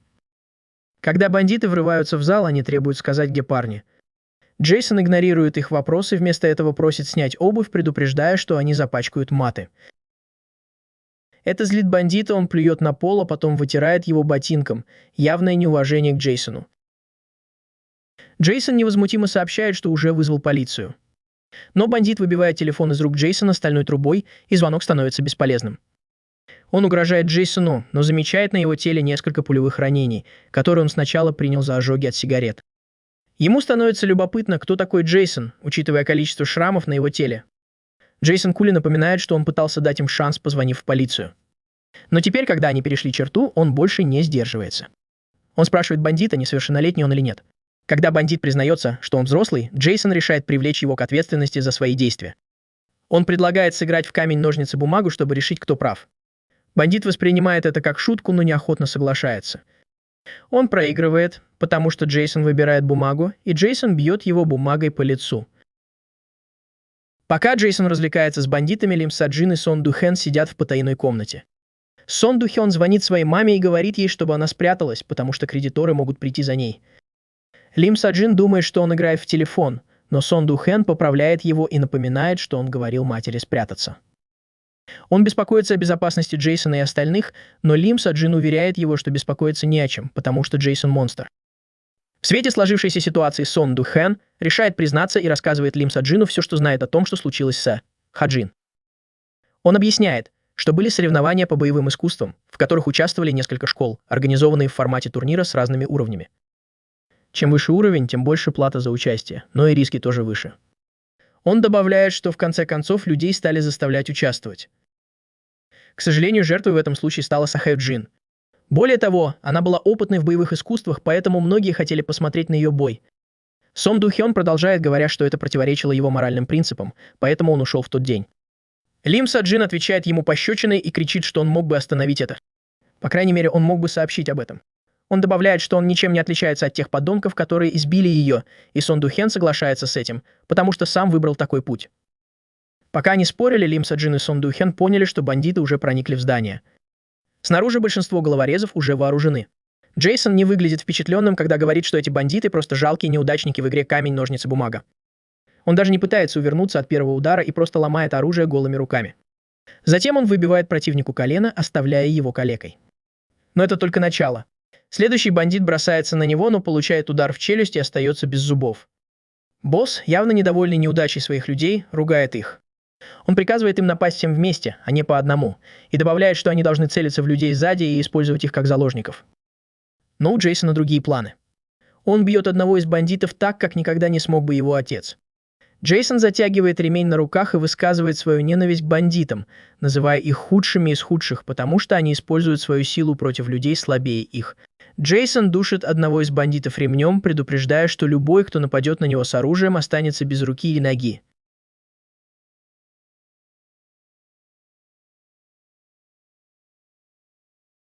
Не теряя времени, он использует того же бандита как живой щит, чтобы отразить атаку. Одним плавным движением он выхватывает биту из рук нападающего и бьет ею следующего врага, застав его врасплох. Похоже, у Джейсона сейчас момент Джона Уика, каждое движение точное, расчетливое и сокрушительное. Он явно действует на совершенно другом уровне, и бандиты понимают это слишком поздно. Последний парень получает перелом плеча сразу после того, как теряет волю к сопротивлению. Более крупный противник подходит к Джейсону сзади, думая, что у него есть преимущество. Но это не так. В мгновение ока Джейсон с безжалостной силой ломает бандиту руку. Тот даже не успевает понять, что произошло, пока не начинает чувствовать боль. В довершение всего Джейсон накидывает ему на шею ремень, душит его и швыряет на пол, как тряпичную куклу. Тем временем главарь банды ошибочно полагает, что его люди одолели посетителей спортзала. Однако вскоре он понимает, что сильно просчитался. Посетители спортзала, все как один мастера джиу-джитсу, с легкостью расправляются с его людьми одного за другим. В отчаянии главарь банды достает из-за спины спрятанный нож. Он явно собирается ударить им обнаженного мужчину, что он часто делает, хотя и в другом контексте. Однако Джейсон сразу замечает это и предупреждает главаря, что если тот воспользуется смертоносным оружием, то переступит черту, откуда уже не вернется. Джейсон не преувеличивает, когда критикует своих учеников, и его слова подтверждаются, когда они одерживают победу в схватке, без труда расправившись с бандитами. Главарь банды, взбешенный поражением своих людей, бросается на Джейсона с ножом, собираясь ударить его изо всех сил. Но ему везет, и его спасает удар Сун Духена сзади. Впервые в жизни человека спасает удар. Вскоре к ним присоединяется Лим Са Джин и выбивает нож. Но это ему только на руку, потому что Джейсон не пощадил бы Джона Вика из-за Тима Ю. Главарь банды приказывает своим людям достать ножи, что они и делают без колебаний. Но их планы внезапно рушатся, когда раздается вой сирен. Полиция прибывает в полном составе и ловит банду с поличным, буквально с ножами в руках, что еще больше усиливает их обвинения. Пытаясь сохранить лицо, главарь гангстеров напускает на себя самодовольный вид, приказывая своим людям не отступать. Однако его бравада недолговечна, поскольку его бесцеремонно попробовали на вкус. Прямо по ягодицам. Офицер, который нажал на спусковой крючок, никто иной, как один из детективов, работающих над делом о нападении на Сео Хаджин. Детектив обращается к офицеру на месте происшествия, подчеркивая важность быстрых действий в ситуациях, связанных со смертельным оружием. Затем он безошибочно демонстрирует свою власть, буквально беря дело в свои руки. Не обращая внимания на мольбы гангстера, он бьет коленом одного бандита в лицо, бьет другого по голове и избивает еще нескольких. Повернувшись к остальным членам банды, детектив холодно напоминает им об этом. Полицейские тоже могут играть грязно, особенно когда имеют дело с такими подонками, как они. Здесь нет ни сочувствия, ни сдержанности, только четкое указание на то, кто на самом деле главный. На босса гангстера надеты наручники, он все еще сопротивляется и проклинает полицейского, но ему все равно, и он пинает гангстера. Полицейский предупреждает гангстера, чтобы он был осторожен, иначе ему будет больно. Гангстер насмехается над ним, говоря, что он ничего не может сделать перед логовом, поскольку у него нет обвинений. Затем полицейский умело бьет его по голове и говорит своим напарникам, что гангстер ударил его головой, так что это обвинение. Эта тактика довольно часто используется адвокатами Диди. Джейсона, похоже, совсем не смущает хаос, который только что разразился. Вместо этого он сосредотачивается на том, что его действительно беспокоит, на обуви на коврике. Он велит следователю снять их, оставляя полицейского в недоумении и задаваясь вопросом, что же за монстр на самом деле Джейсон. Тем временем полиция отводит бандитов в участок и сажает их под стражу. Вскоре после этого они допрашивают Лима Си Джина. Он отвечает честно, но намеренно избегает деталей, которые могли бы навредить Сон Духену. Следующим допрашивают Сон Духена, и вопросы ему задают напрямую. Сон Духен отвечает честно, но повторяет то, что сказал Лим Си Джин, утверждая, что ничего не знает сверх того, что уже было сказано. Удовлетворенный полицейский заканчивает допрос и сообщает Джейсону, что он и его ученики могут идти. Джейсон и его ученики быстро уходят, и Джейсон предлагает купить немного текибаки. Ученики радостно соглашаются, воодушевленные перспективой. Когда они выходят, Сон Духен на мгновение колеблется, а затем низко кланяется Джейсону. Он извиняется, признавая свою неправоту, и добавляет, что у него нет врагов, и что он готов сам убрать весь спортзал, если это поможет загладить вину. Джейсон, эксцентричный, но в душе добрый, отмахивается от извинений и вместо этого спрашивает Сон Духена, любит ли он текибаки. Сон Духен соглашается, и они уходят вместе. В магазине текибаки группа разражается смехом, наблюдая, как Сон Духен борется с блюдом из-за отсутствия специй, что становится поводом для шуток. Даже Джейсон не может удержаться от смеха, когда бывший хулиган пытается скрыть слезы во время еды. В непринужденной обстановке Джейсон внезапно переводит разговор на серьезную тему. Он спрашивает Си Духена, сколько он должен бандитам. Си Духен колеблется, но в конце концов признается. Он объясняет, что только ежемесячные проценты составляют 500,00. Он говорит, что условия кредита откровенно несправедливые, но поскольку это был письменный договор, он мало что может сделать. Несмотря на то, что он использовал зарплату своей матери и свой собственный заработок, он не смог уменьшить долг, только выплачивая проценты. Он выглядит подавленным, рассказывая, что этот бесконечный цикл лишил его всякой надежды когда-нибудь расплатиться с бандитами. Остальные называют его мусором, и он с этим соглашается. Однако Джейсон видит его скрытый потенциал и спрашивает, можно ли его переработать. Более того, он добавляет, что если бы он помог Сон Ду, то тот начал бы новую жизнь. Сможет ли он исправить свои прошлые ошибки и стать лучше? Джейсон добавляет, что если Сон Духэн действительно захочет измениться, то он возьмет на себя его долг и даст ему шанс начать все с чистого листа. Сон Духён, потрясенный предложением, начинает плакать, но быстро объясняет это острым чаем, чем вызывает еще больше смеха у остальных. На следующее утро Сон Духён идет в школу с Лим Се Джином, что шокирует всех, кто их видит. Ученики перешептываются, удивляясь, как бывший хулиган и его обычная жертва, похоже, подружились. Но они не знают, что произошло прошлой ночью. У Сон Духёна происходит перерождение в аниме. В школе Сон Духён нерешительно спрашивает Лим Се Джина, пойдет ли он в спортзал сразу после уроков. Лим Се Джин чувствует, что он тоже хочет пойти, поэтому спрашивает, не хочет ли он пойти вместе, потому что им нужно вместе убираться. Затем он указывает на то, что Сон Духэн должен сделать, чтобы искупить свою вину, и уходит как настоящий преступник. Ли Джи Сок и Чхве Джун Сик наблюдали за всем этим разговором и задаются вопросом, почему они так близки и даже ходят вместе в спортзал. Они предполагают, что Лим Си Джин пытается завоевать расположение Сон Духэна или даже занять его место лидера после выпуска. Более того, Ли Джи Сок, любопытствуя и сомневаясь, напрямую спрашивает Сон Духэна, почему он так себя ведет. Однако Сон Духэн думает о другом. Сначала он спрашивает у Ли Джи Сока, верны ли записи о сборе денег со студентов. Ли Джи Сок подтверждает, но говорит, что в последнее время было не так много сборов из-за постоянных вмешательств Лим Си Джина. Усмехаясь, Сон Духэн уверяет его, что не боится Лим Си Джина, хотя Ли Де Сок хвастается, что много тренируется и готов встретиться с ним лицом к лицу. Сон Духэн усмехается, думая о том, какой Лим Си Джин на самом деле страшный в драке. Вернувшись к делу, Сон Духэн спрашивает имена всех, кто собирал деньги со студентов. К перерыву он начинает навещать каждую жертву, начиная с Юн Хэн Су, который учится в одном классе с Лим Си Джином. Юн Хён Су весь в поту, боясь худшего. Хотя он не потерял деньги из-за стараний Лим Си Джина, он думает, что Сон Духэн пришел, чтобы потребовать долг или свести счеты.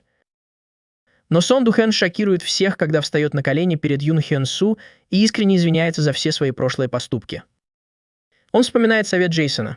Чтобы искренне извиниться, нужно заставить жертву почувствовать, что она ни в чем не виновата и что вся вина лежит на тебе.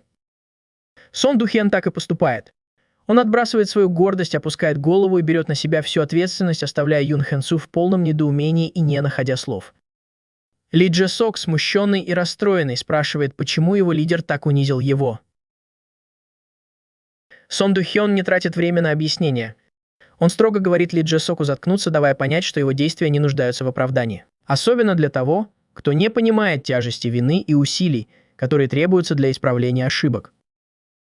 Сон Духэн прямо говорит, что если Ли Де Сио хочет поплакать, пусть уходит. Кроме того, он ясно дает понять, что с этого момента больше не будет собирать деньги со студентов и не будет насилия в школе.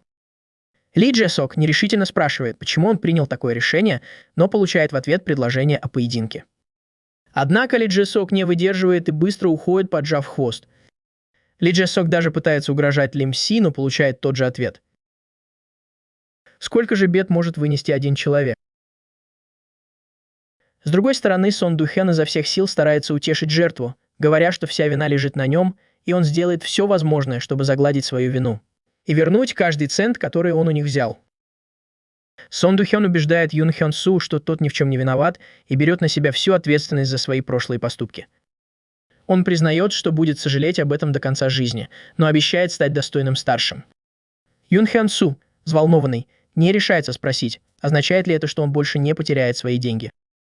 Более того, Сон Духэн успокаивает его, подтверждая, что издевательства и вымогательства больше не будут происходить в их школе.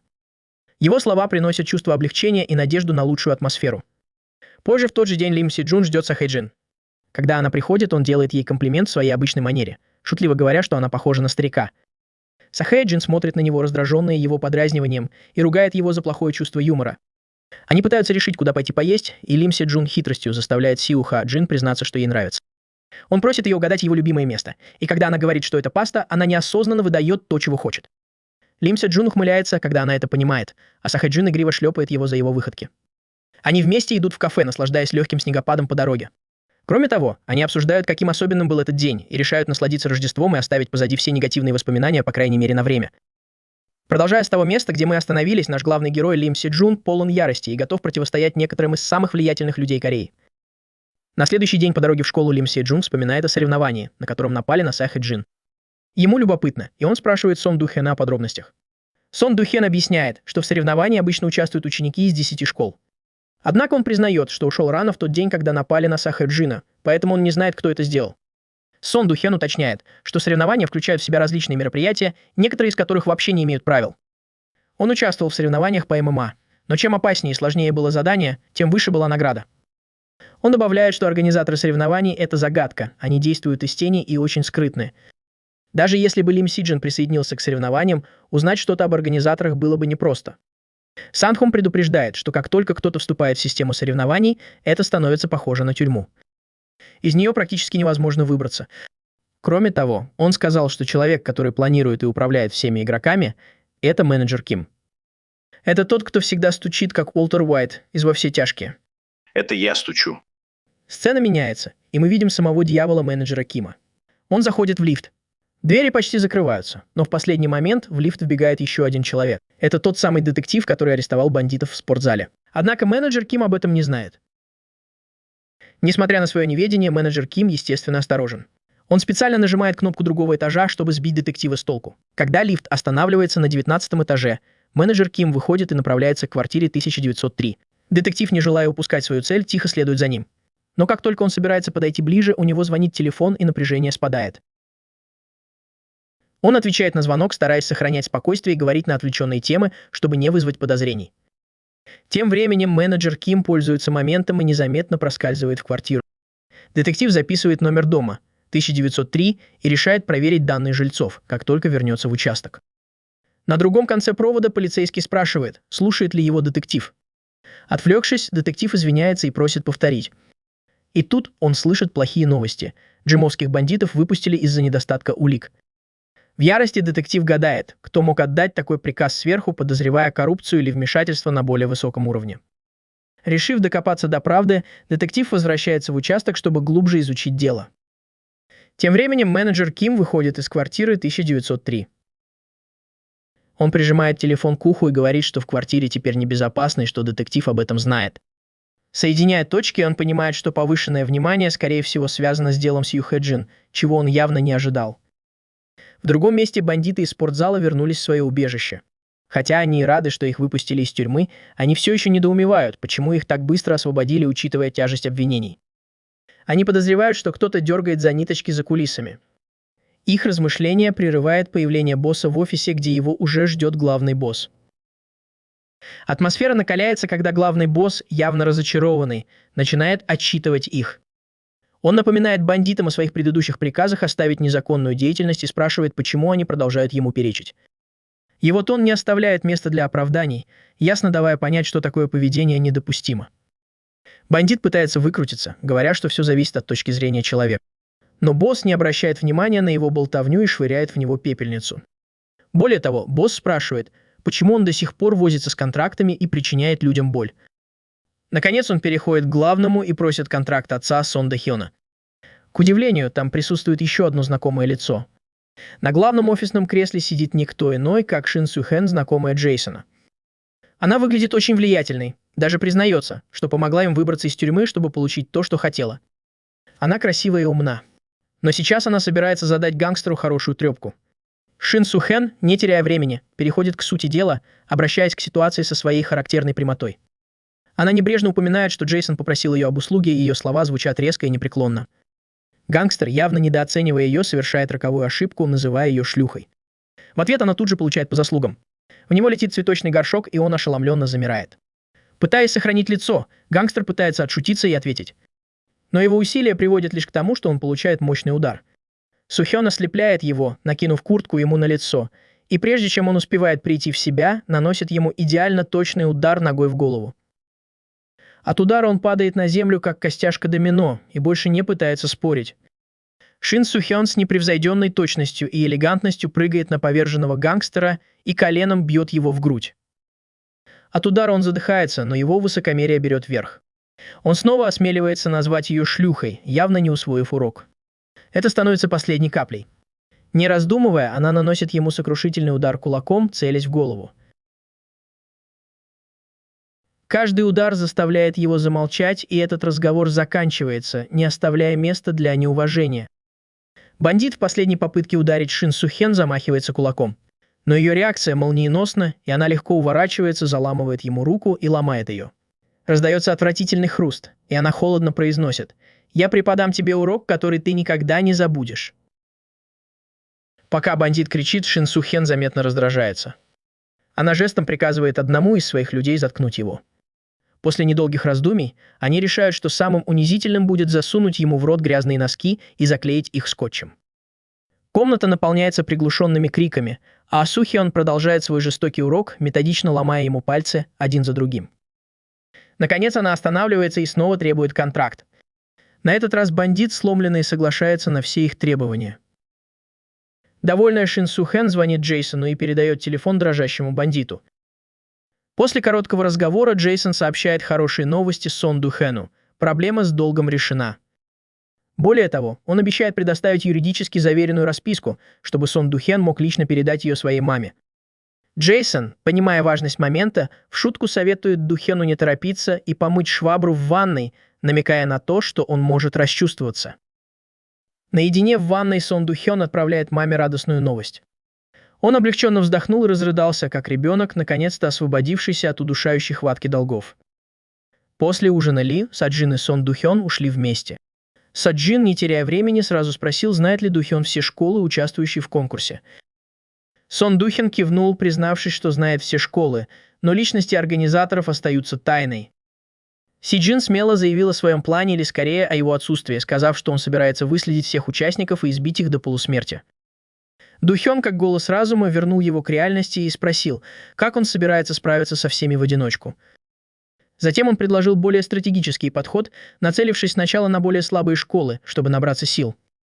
Чтобы подбодрить Сиджина, Духен заверил его, что он полностью готов помочь и больше не будет убегать от драки. Тем временем в роскошном гостиничном номере организаторы мероприятия были расслаблены и спокойны. Они непринужденно обсуждали расследование дела Сью Хэджин. Менеджер Ким упомянул о настойчивых попытках детектива, но настоящий вдохновитель Джун Вухан оставался равнодушным, считая это бесполезным. Разговор перешел к Ли Соджину. Менеджер Ким рассказал, что Соджин был в центре хаоса и должен был сопровождать Саходжин в тот день, когда на нее напали. Хуже того, он признался, что сам организовал нападение на Саходжин. С насмешкой он добавил, что нападение можно было бы избежать, если бы Ли Соджин просто ответил на звонок в тот день. Джумухан решил использовать гнев Ли Соджина для своего шоу в Даркнете. Он видит потенциал в манере мистера Краба и понимает, что многие люди заплатили бы деньги за то, чтобы посмотреть и подраться. В довершение всего он спрашивает о Сео Хаджин и говорит, что они должны проверить ее, поскольку она принесла им много денег. Даже уродливые ублюдки из некоторых манг обладают большей моралью, чем этот парень. В другом месте один из представителей школы издевается над ребенком в парке. Он не проявляет милосердия, безжалостно избивая мальчика и требуя денег. Даже когда ребенок со слезами на глазах объясняет, что одежду, которую он носит, купила ему его мать, хулиган только еще больше проклинает его и продолжает избиение. По иронии судьбы, этот жестокий поступок предвещает его собственное падение, заставляя даже Акира Ана бежать за своими деньгами. Несколько мгновений спустя Сон Духен без особых усилий расправляется с обоими его головорезами в мгновение ока. Стоя над ними, Духен спокойно замечает, что хочет их кое с кем познакомить. Светловолосый хулиган, невежественный и самоуверенный, принимает это за девушку и спрашивает, симпатичная ли она. Но прежде чем он успевает осмыслить ситуацию, позади него появляется Лим Сиджин, взрослый мужчина, возвышающийся над ним, как ангел смерти, его присутствие удушающее и зловещее. Когда мы возвращаемся к моментам, предшествующим началу хаоса, Лим Сиджин, кажется, колеблется, сомневаясь, что они вообще находятся в нужном месте. Сон Духен, однако, уверенно успокаивает его, подтверждая, что именно здесь они действительно найдут свою первую цель – самого слабого парня в соревновании. Духен уточняет, объясняя, что ни один из двух бойцов из школы не является мастером боевых искусств. Но тот, с кем им предстоит встретиться, Ким Чен Ю, трусливый слабак, который даже не знает, как правильно нанести удар. Скоро это станет очевидно, когда они будут готовиться к драке с ним.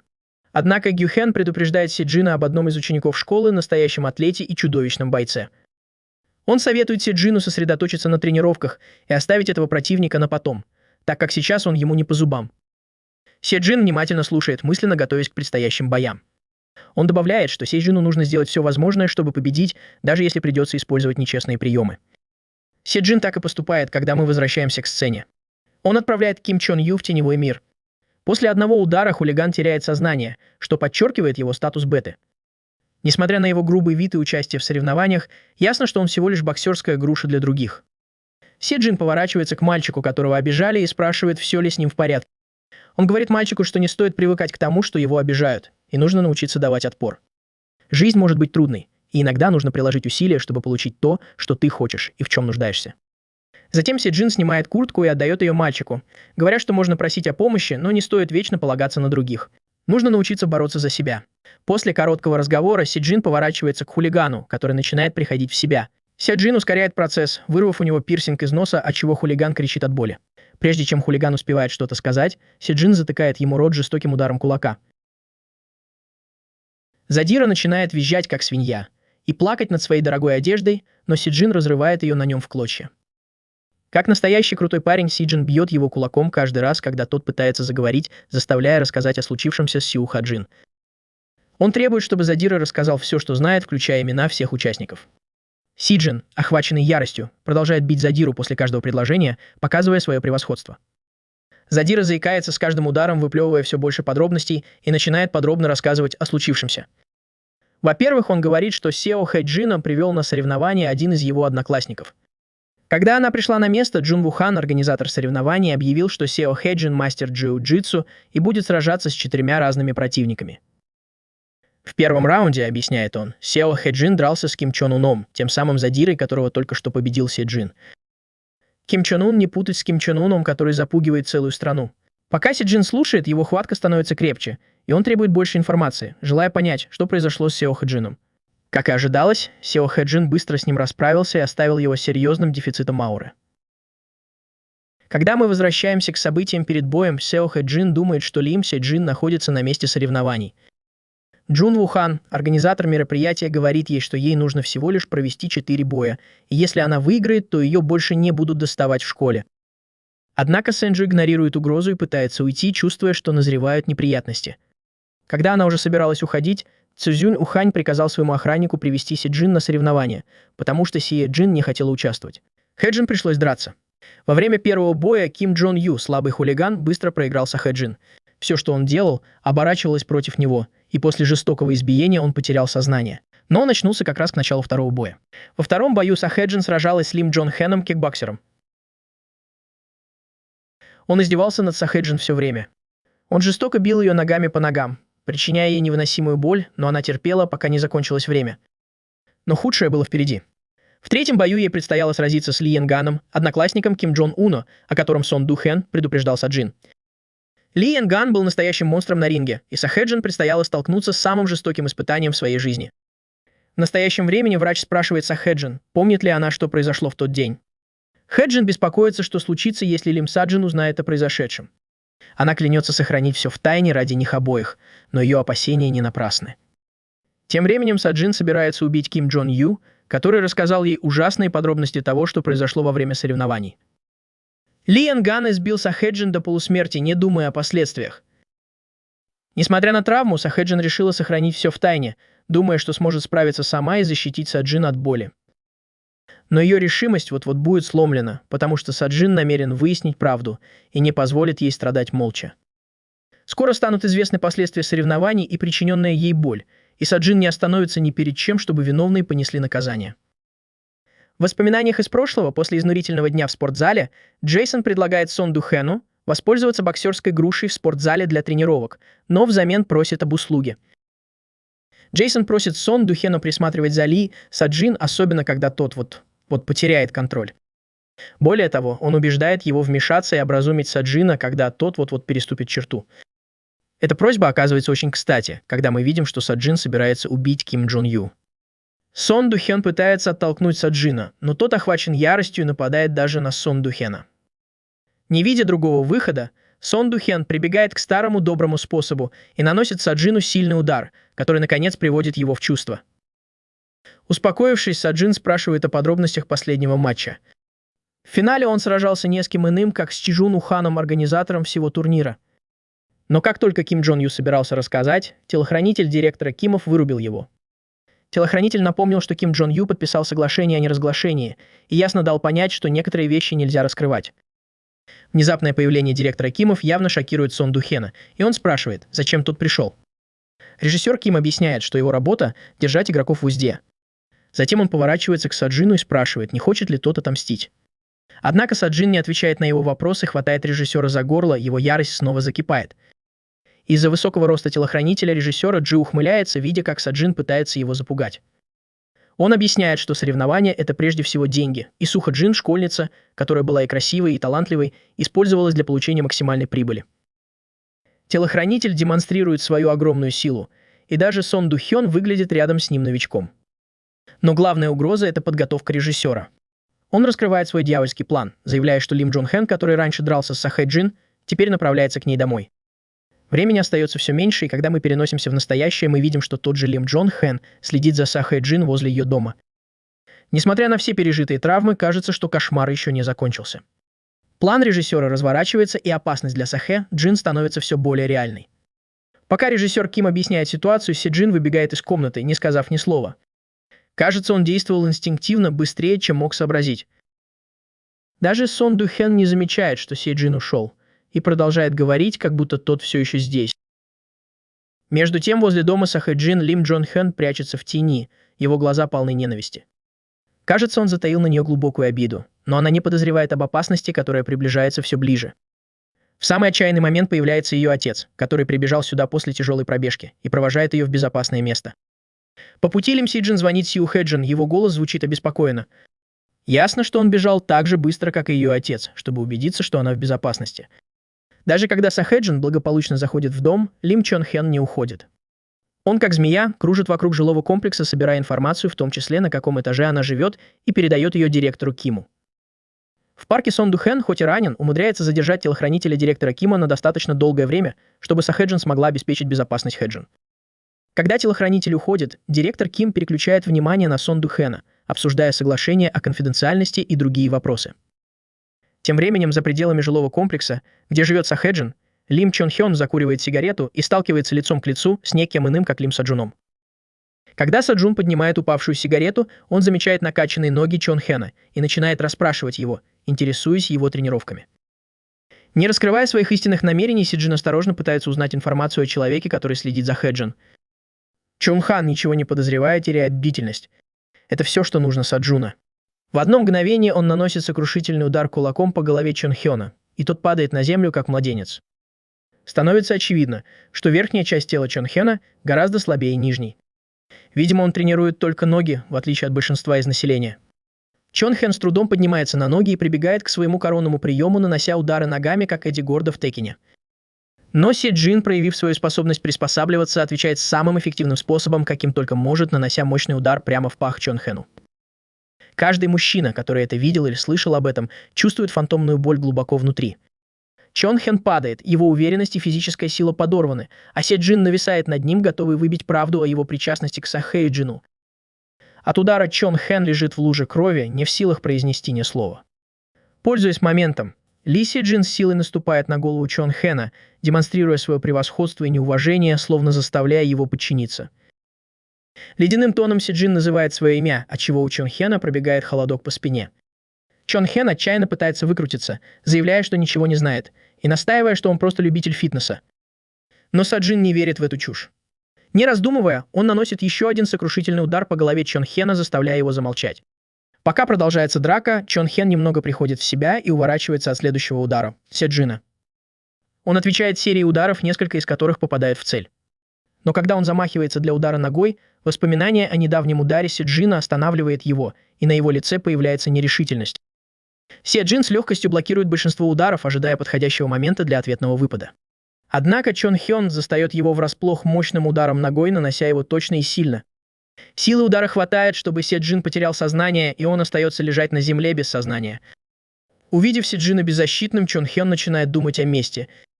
Вспомнив недавний удар, он решает ответить тем же. Как только он собирается нанести сокрушительный удар, вмешивается кто-то другой и отталкивает его в последний момент. Этим человеком оказывается не кто иной, как инспектор. Как только Джун Хён понимает, что перед ним полицейский, его охватывает паника. Он убегает с места происшествия, боясь последствий своих действий. Когда Си Джин приходит в себя, инспектор уже ждет его, чтобы поговорить. Он пытается убедить Си Джина, что пусть с этим разбирается полиция. Но Си Джин не преклонен. Он говорит инспектору, что закон не всесилен и что он сам накажет всех, кто причастен к делу Саха-Джин. Слова Стейна резкие и решительные, они выражают его непоколебимое чувство справедливости. Если настанет день, когда ему придется столкнуться с полицией, он примет любое наказание.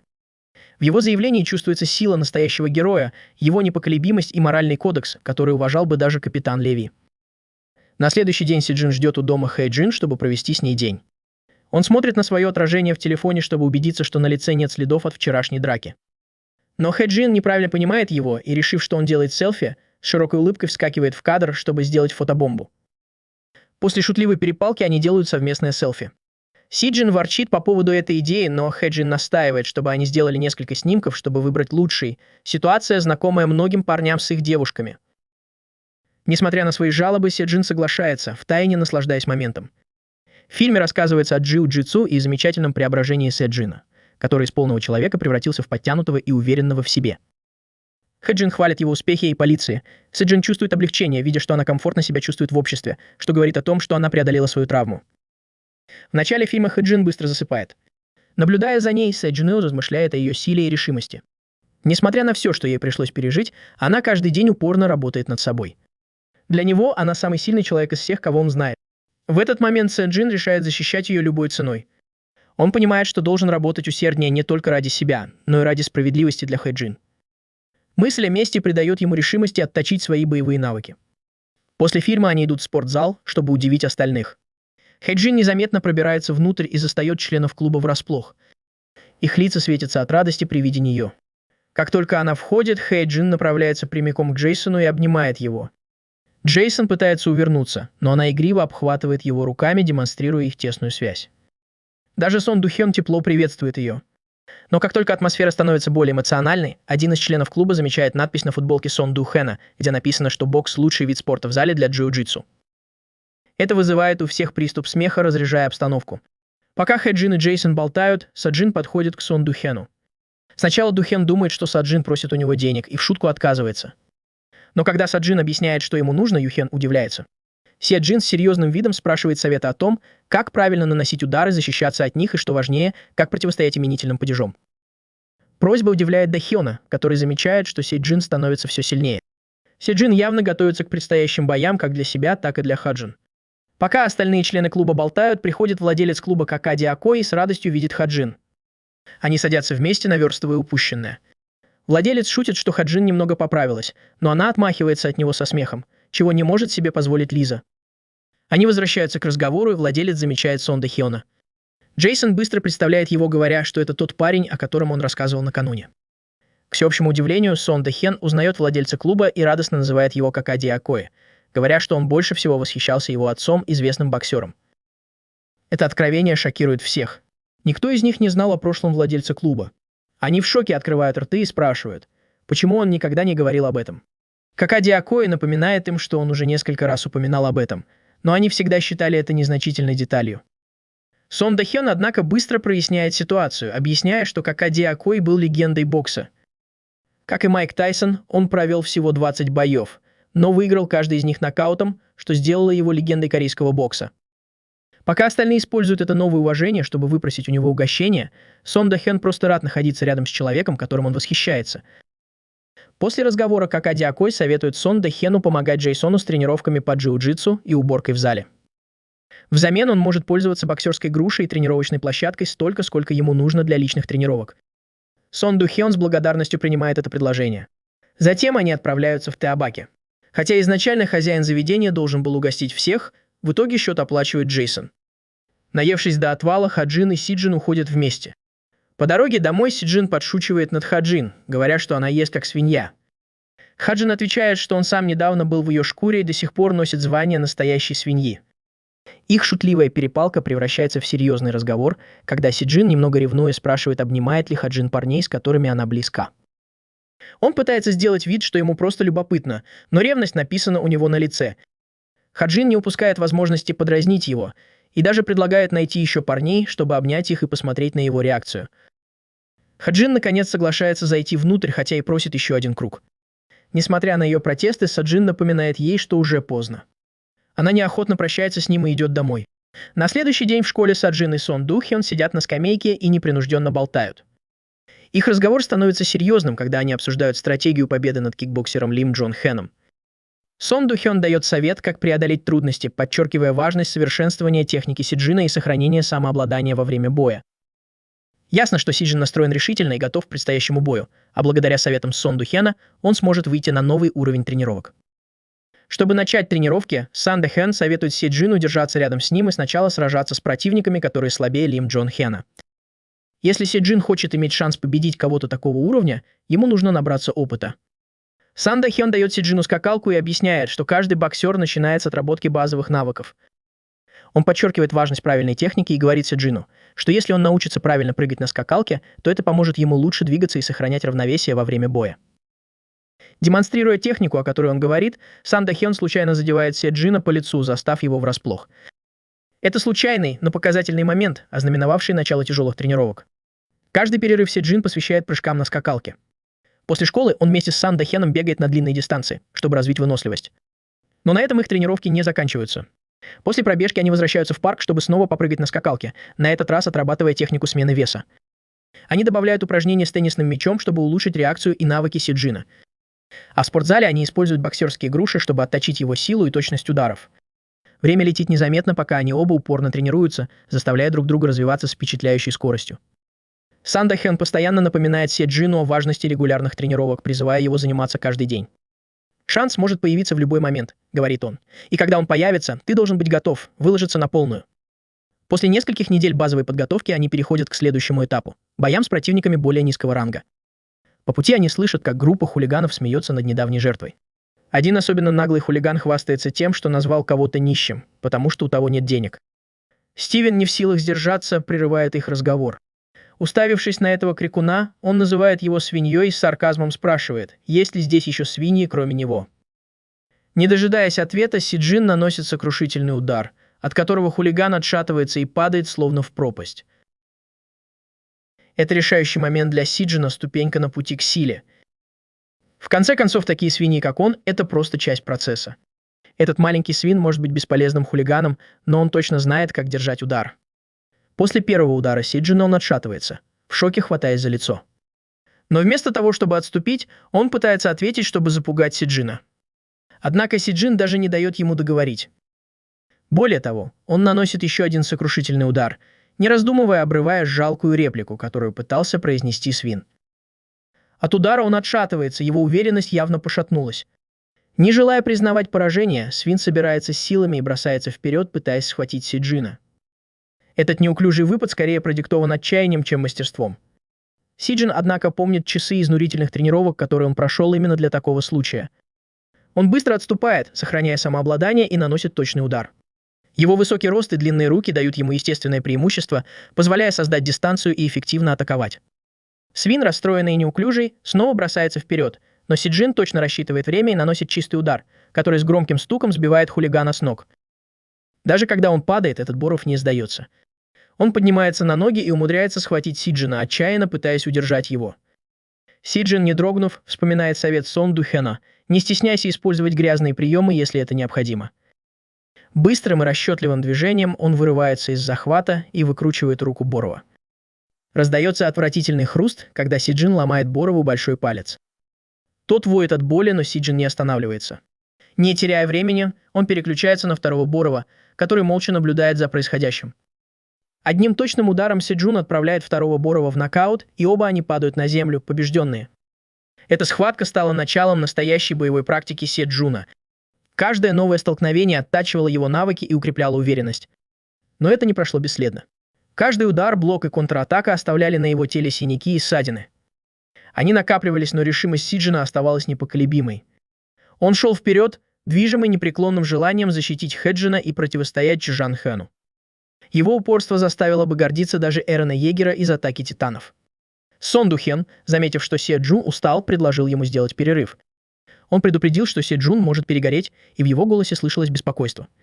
Но Се Джун покачал головой, и его решительное выражение лица напомнило ему, что Джан Хэн может прийти за Хэ Джином в любой момент. Более того, ему нужно найти его в течение недели. Сон Ду Хён вздохнул, но в конце концов сдался. Он добавил, что если Се Джун собирается продолжать в том же духе, то должен хотя бы прислушаться к его совету. В этот момент Джейсон, который стоял неподалеку, услышал их разговор. Его лицо исказилось от гнева, когда он прислушался к их словам. Похоже, дни кикбоксера сочтены. Джейсон не из тех, кто легко сдается. Тем временем Сахэджин идет домой с родителями, наслаждаясь редким моментом спокойствия. Ее родители в приподнятом настроении шутят, что скоро будут отмечать годовщину и закажут на ужин стейк из говядины. Глаза Хэджин расширяются от удивления, и она надувает губы, спрашивая, как они могут есть стейк без нее. Хотя она бы убила за кусочек говядины, родители смеются, дразня ее за то, что она любит поесть. Это беззаботный момент, короткая передышка от напряжения, которое их окружает. Но спокойствие длится недолго. В тени Чан Хён продолжает следить за Хаджин, высматривая возможность напасть. Он закуривает сигарету, ожидая. Но его планы прерывает подошедший к нему детектив, который строгим тоном напоминает, что здесь нельзя курить. Джон Хён замирает, застигнутый врасплох. На этом детектив не останавливается. Он просит предъявить удостоверение, так как выглядит слишком молодым для того, чтобы курить. А еще кто-то похожий на него был замечен в этом районе. Чжан Хён понимает, что его загнали в угол и начинает паниковать. Не говоря ни слова, он убегает, надеясь скрыться. Но его поспешный побег только усугубляет ситуацию. Детектив бросается в погоню, быстро сокращая расстояние, как Усейн Болт. И когда кажется, что Джон Хёна вот-вот поймают, рядом с ним с визгом останавливается машина с нечитаемыми номерами. Дверь распахивается, и водитель кричит, что если он не хочет попасть в тюрьму, то должен сесть в машину. В отчаянии, не зная, что делать, Джан Хён забирается в машину. Они уезжают, и он с облегчением вздыхает, горячо благодаря водителя. Добравшись до безопасного места, он рассказывает, как директор ему помог. Но его облегчение длится недолго. Водитель меняется в лице, его голос становится холодным и угрожающим, и он напоминает ему, что таким отбросом, как он, не место на свободе. Дзян Хён чуть не обделался, когда повернулся к водителю лицом. Это Джейсон. Подслушав разговор с Джина и Сон Ду Хёна, Джейсон выследил Цян Хена и не собирался его отпускать. В машине повисла напряженная тишина. Джейсон не скрывает своих намерений. Он здесь не для того, чтобы играть. В отличие от Саджина, Джейсон без колебаний вершит правосудие самым жестоким способом. Для Чон Хена кошмар только начинается, а Джейсона веет леденящим душу превосходством. Он смотрит на Чон Хена с насмешкой, и его жестокая ухмылка заставляет того съежиться. Он напоминает Чон Хену, что тот ему не равня. Джейсон ясно дает понять, что грехи Дзян Хена наконец настигли его, и на этот раз ему не избежать расплаты. В панике Чан Хён пытается сопротивляться, отчаянно нанося удар. Но реакция Джейсона молниеносна. Он легко уклоняется от удара. С расчетливой точностью Джейсон хватает Джан Хэна и бьет его головой о центральную консоль, отчего тот задыхается, как рыба, выброшенная на берег. Кошмар усиливается, когда Джейсон достает из бардачка огромный топор. При виде оружия Джан Хэн вздрагивает от ужаса. Спокойствие Джейсона, когда он размахивает топором, ясно дает понять, что он не блефует. Джейсон замахивается топором с пугающей точностью, едва не задевая лицо Дзян Хэна и царапая ему нос. От испуга Дзян Хэн теряет самообладание, по его лицу текут слезы. Он кричит от страха, лихорадочно пытаясь найти выход. Собрав все силы, он отталкивает Джейсона и вырывается из его хватки прямо перед очередным ударом. В отчаянной попытке спасти Чжан Хэн бросается на окно машины, пытаясь разбить его головой. Но Джейсон сохраняет спокойствие, холодно напоминая ему, что стекло пуленепробиваемое. Чан Хэн в ловушке, и у него нет шансов на победу. Отчаяние Чан Хэна усиливается. Неожиданно Джейсон открывает дверь машины и отходит в сторону, жестом показывая Джан Хэну, чтобы тот уходил. Ненависть в его глазах не оставляет сомнений, когда он напоминает Чан Хэну, что тот недостоин пачкать его машину. Чан Хэн, шатаясь, выбирается из машины. Адреналин зашкаливает, и он убегает. Он уверен, что Джейсон остановится из-за камер видеонаблюдения и даже показывает Джейсону средний палец в знак неповиновения. Но Джейсона это не останавливает. Он спокойно идет за ним с топором в руке, излучая ужасающую уверенность. Когда Чан Хэн убегает, Джейсон с невероятной точностью бросает топор. Он целится в ноги Чан Хэна, чтобы разрушить его карьеру кикбоксера. Но лезвие топора попадает в Чжан Хэна, и он с воплем боли падает на землю. Чан Хэн осознает абсурдность ситуации. Никто не мог предположить, что кто-то бросит топор в зоне видеонаблюдения. Но Джейсон остается невозмутимым. Когда Чан Хэн пытается позвать на помощь, Джейсон наносит ему жестокий удар по голове, настолько мощный, что он впечатлил бы даже Криштиану Роналду.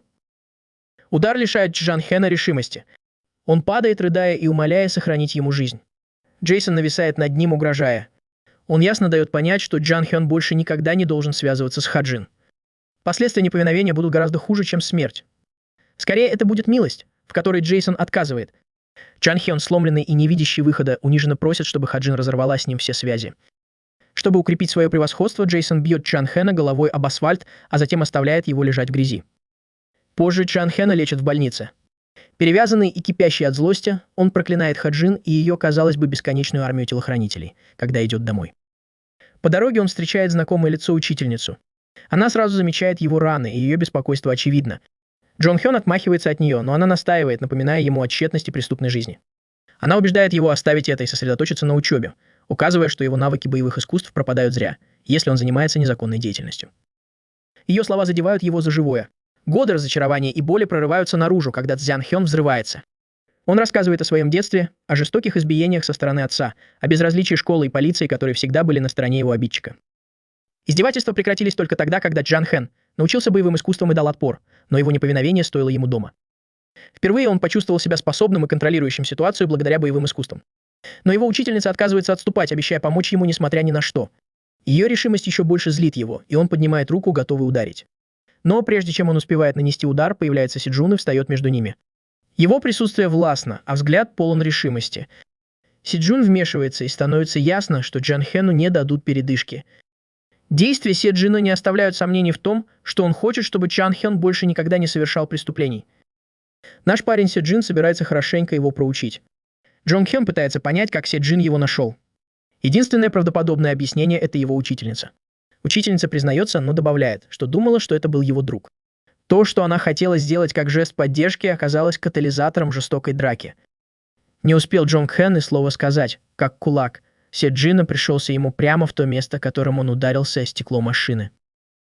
Удар был такой силы, что он упал на землю, схватившись за голову и корчась от боли. Учительница, явно смущенная и встревоженная, спрашивает Си Джина, зачем он так поступил. Она спрашивает, почему он причиняет боль своему другу. Но Си Джин извиняется, но остается непреклонен, объясняя, что другого выхода нет. Он считает, что Джан Хёна уже не спасти обычными методами. Си Джин продолжает, его голос звучит холодно и решительно. Он рассказывает о том, как страдали жертвы Джан Хэна, люди, чьи жизни были навсегда искалечены. Они живут с травмами, пытаясь восстановиться по частям. Для Си Джина настоящая справедливость – это заставить преступников, таких как Джон Хэн, испытать ту же боль или даже хуже. По его мнению, реабилитация преступников должна включать в себя их физическое и психологическое сломление, чтобы они больше никому не навредили. Эта философия, хотя и понятна Джиму, совсем не утешает Джон Хэна, который теперь сам оказался в такой ситуации. Отчаянно пытаясь сбежать, он пытается оправдаться, указывая на свои травмы. Си Джин, не обращая внимания, затыкает ему рот жестоким ударом кулака. Несмотря на удар, Джан Хэну удается вовремя увернуться, и он отвечает серией ударов. Он был уверен в своих боевых навыках, но ошибся. Си Джин, теперь уже совсем другой боец, точно отвечает на каждый удар. Когда Чон Хён пытается нанести удар ногой, боль от броска топора Джейсона возвращается, и швы на его ноге расходятся. Боль невыносима, и он кричит, хватаясь за ногу. Си Джин пользуется моментом и наносит сокрушительный удар по лицу Джан Хэна, от которого тот падает на землю. Си Джин уже собирается нанести серию ударов, но вмешивается учительница. Она закрывает Джан Хэна своим телом и умоляет Си Джина остановиться. Она настаивает, что Джан Хэн заслуживает наказания, но оно должно быть законным. Она обещает взять на себя ответственность за то, чтобы справедливость восторжествовала. Си Джин неохотно прислушивается к ее словам и начинает отступать. Но прежде чем он успевает сделать шаг назад, Джан Хэн, кипя от ярости, пинает учительницу. Она отшатывается назад и ударяется головой о стену. По ее лицу течет кровь, и она теряет сознание. Си Джин тут же звонит в службу спасения. Но прежде чем вызов успевает пройти, Джан Хэн бьет его сзади деревянной палкой. Удар достаточно сильный, чтобы дезориентировать Си Джина, и Джан Хэн берет вверх. Воспользовавшись моментом, Джан Хэн наносит Си Джину серию ударов, выплескивая годами копившуюся злость. Он проклинает Си Джина за его, казалось бы, привилегированную жизнь, противопоставляя ее своему жалкому существованию. Он обвиняет всех, учителя, обстоятельства и даже общество. Это становится последней каплей для Си Джина. Несмотря на сильное кровотечение, он поднимается, и его поведение меняется. Он называет Джан Хэна неудачником, высмеивает его склонность вести себя как жертва и оправдывает свои преступления. Си Джин отмечает, что многие люди сталкиваются с похожими трудностями, но все равно выбирают другой путь. Более того, Си Джин отмечает, что он все время болтает, вместо того, чтобы что-то сделать, чтобы изменить свою жизнь. Мало того, он напоминает ему, что всем наплевать, поэтому ему стоит перестать ныть как ребенку. Эти слова ранят глубоко, но Цзян Хэн реагирует безрассудно. Он бросается вперед и наносит дикий удар, целясь в лицо Си Джину. Это роковая ошибка. Его кулак сталкивается с локтем Си Джина, и тот ломает ему пальцы. Боль мгновенная, и Цзян Хэн кричит, как раненый зверь. Си Джин не останавливается. Он хватает Цзян Хэна за раненую руку и безжалостно сжимает ее. Его голос низкий и угрожающий, когда он напоминает Цзян Хэну, что он не будет переживать из-за того, что произойдет дальше. Более того, он клянется, что причинит ему такую боль, что он больше не сможет совершать преступление, даже если захочет. Сцена заканчивается тем, что Си Джин стоит над Цзян Хэном, окровавленный, но решительный, а учитель лежит без сознания. Правосудие в глазах Си Джина только начинается. Си Джин решает, что пора покончить с этим раз и навсегда. Схватив сломанные пальцы Чон Хэна, он сильно сжимает их, заставляя его кричать от боли. Несмотря на отчаянные мольбы Цзян Хэна о пощаде, Си Джин не останавливается. Вместо этого он наносит еще один удар, попадая прямо в лицо Цзян Хэну. Это только начало. Си Джин наносит Цзян Хэну серию безжалостных ударов, избивая его до потери сознания. Однако у Цзян Хэна есть последний козырь в рукаве. Дрожащими руками он достает из кармана складной нож и заставляет Си Джина на мгновение отступить. Ситуация накаляется, когда Цзян Хэну удается задеть Си Джина, и у того идет кровь. Насмехаясь над ним, Чан Хэн заходит так далеко, что угрожает Хаджин, заявляя, что как только закончит с Си Джуном, возьмется за нее. Си Джун вспоминает свои изнурительные тренировки с Джейсоном. Джейсон внушал ему, как важно избегать вооруженных конфликтов, и подчеркивал, что бегство часто является самым разумным решением. Но Джейсон также учил его, что если нет возможности убежать, нужно импровизировать и дать отпор любым доступным способом. Оглядевшись, Си Джун замечает кирпич. Прежде чем Чан Хэн успевает приблизиться, Си Джун с силой бросает кирпич ему в голову. Удар дезориентирует Чан Хэна, и нож падает на землю. Воспользовавшись моментом, Саджин бросается вперед и сталкивает Чан Хэна с лестницы. Они падают на землю, но Саджин быстро прижимает руку Чан Хэна к полу, обездвиживая его. Не раздумывая, он ломает Чан Хэну руку, заставляя его закричать. Чан Хэн не может сопротивляться, и Си Джин начинает допрос. Он предупреждает, что переломает Чан Хэну все кости, если тот не будет сотрудничать. От боли Чан Хэн начинает говорить, но Си Джин затыкает ему рот мощным ударом в челюсть, от которого бы даже Майк Тайсон пришел в восторг. Избиение продолжается, пока Чан Хэн едва не теряет сознание.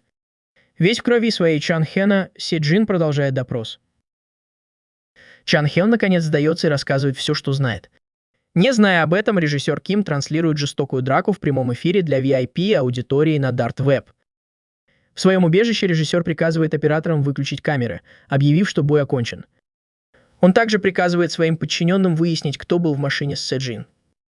Камера переключается на нового персонажа этой запутанной истории – яркую рыжеволосую женщину. В данный момент она на свидании с мужчиной, похожим на монаха, чье поведение резко контрастирует с хаосом, происходящим вокруг. Мужчина, похоже, тоже участвует в играх, и режиссер Ким пытается связаться с ним. Рыжеволосая женщина уже выглядит опасной, когда небрежно отвечает на звонок мужчины, демонстрируя свою власть над ним. Она легко манипулирует им, заставляя чувствовать себя виноватым и неполноценным, несмотря на его силу. Становится ясно, что она – ключевой игрок в планах режиссера, использующий свою красоту и хитрость, чтобы влиять на других. Когда все кусочки головоломки встают на свои места, режиссер Ким и рыжеволосая женщина решают, как поступить с Сэджин, и разрабатывают план ее следующего шага. Несколько дней спустя Сэджин восстанавливается после полученных травм. Его драка с Чон Хэном оставила его израненным, но решительным. Он идет по своим делам, когда к нему подходит рыжеволосая женщина с непонятными намерениями. Она невероятно красива, такая, что может заставить любого потерять самообладание. Но Сэджин не такой, как все, он совсем другой. Упадет ли он в ее ловушку или раскусит ее манипуляции, еще предстоит выяснить. Когда учительница приходит в себя, ее встречает знакомое лицо, никто иной, как Сэджин. К счастью, ее травмы несерьезны, и врач говорит, что ее можно выписать прямо сейчас. Однако он советует ей несколько дней отдохнуть. Врач также обращается к Саджину, говоря, что он не в том состоянии, чтобы напрягаться, учитывая его многочисленные травмы. После недолгих препирательств Сэджин извиняется перед учительницей, беря на себя полную ответственность за произошедшее. К его удивлению, учительница резко меняет свое мнение, утверждая, что это ее вина. Она объясняет, что Чон Хэн не всегда был таким. Когда он был первокурсником, она была его классным руководителем. Она вспоминает, как он боролся с домашним насилием и как она пыталась помочь ему, познакомив с кикбоксингом, чтобы он мог защитить себя. Но ее благие намерения обернулись против нее. Вместо того, чтобы использовать свои навыки для самообороны, Чан Хэн начал использовать их для совершения преступлений. Сначала он был счастлив и искренне наслаждался спортом. Однако после знакомства с подозрительным человеком, который был очень похож на директора Кима, все изменилось. Чжан Хён начал постоянно ввязываться в драки, в конце концов стал главным хулиганом и поднялся на вершину пищевой цепочки. Его положение дома ухудшилось, и он не видел другого выхода, кроме насилия. Учительница рассказывает, что директор, вероятно, манипулировал им, обещая власть и контроль. Чжан Хэн принял этот совет близко к сердцу и в итоге дал отпор своему жестокому отцу. Он избил его до потери сознания, впервые осознав, что человек, которого он боялся, не был монстром. Он был просто слабым. Этот момент осознания изменил Чжан Хэна. Он стал тем, кого ненавидел, монстром, движимым гневом и насилием. Се Джин признает, что ситуация Чжан Хэна была трагичной, но утверждает, что он мог бы справиться с этим по-другому. Он вспоминает своего старшего брата, Сон Ду Хена, у которого тоже было тяжелое прошлое, но он смог оставить тьму позади и найти искупление. Учительница соглашается, добавляя, что директор, вероятно, соблазнил Цзян Хена ложными обещаниями о блестящем будущем и легких деньгах. Она просит Си Джуна не идти по тому же пути, напоминая ему, что его действия граничат с преступлением. Она призывает его всегда отличать хорошее от плохого. Тем временем рыжеволосая девушка пытается очаровать Си Джуна. Она выставляет на показ свою красоту, уверенная, что это сработает на нем, как и на других. Но Си Джун остается невозмутим. Он небрежно отмахивается от нее, словно от назойливой мухи. Даже когда она настойчиво флиртует и пытается приблизиться, Си Джун игнорирует ее. Ее самолюбие сильно задето, когда он не реагирует даже на самые незначительные ее жесты, например, когда она хлопает его по плечу, словно чумного. Разочарованная, она спрашивает, почему он так себя ведет, ведь многие другие влюблялись в нее и разрушали свою жизнь. Си Джун невозмутимо отвечает, что она не может прикасаться к кому захочет и что есть границы. Когда она пытается с ним спорить, он только усугубляет ситуацию, указывая на ее плохие манеры и предлагая ей поработать над ними. Прежде чем ситуация обострится, из ниоткуда появляется Сью Хаджин, словно дьявол во плоти. Она хватает Си Джуна за руку, притворяясь его девушкой, и не останавливается на этом. Хаджин насмешливо советует рыжеволосой девушке найти кого-нибудь своего возраста, намекая, что она выглядит намного старше их. Когда рыжеволосая девушка пытается объяснить, что она в школьной форме, Си Джун и Хэджин просто уходят, полностью игнорируя ее. От такого количества выпитого рыжеволосая девушка буквально кипит от злости, она так расстроена, что кажется, вот-вот лопнет от ярости. Поняв, что вести себя хорошо не получится, она решает прибегнуть к грязным методам, чтобы разобраться с ними. Джейсон тем временем разговаривает с главарем банды, пытаясь выбить из него информацию.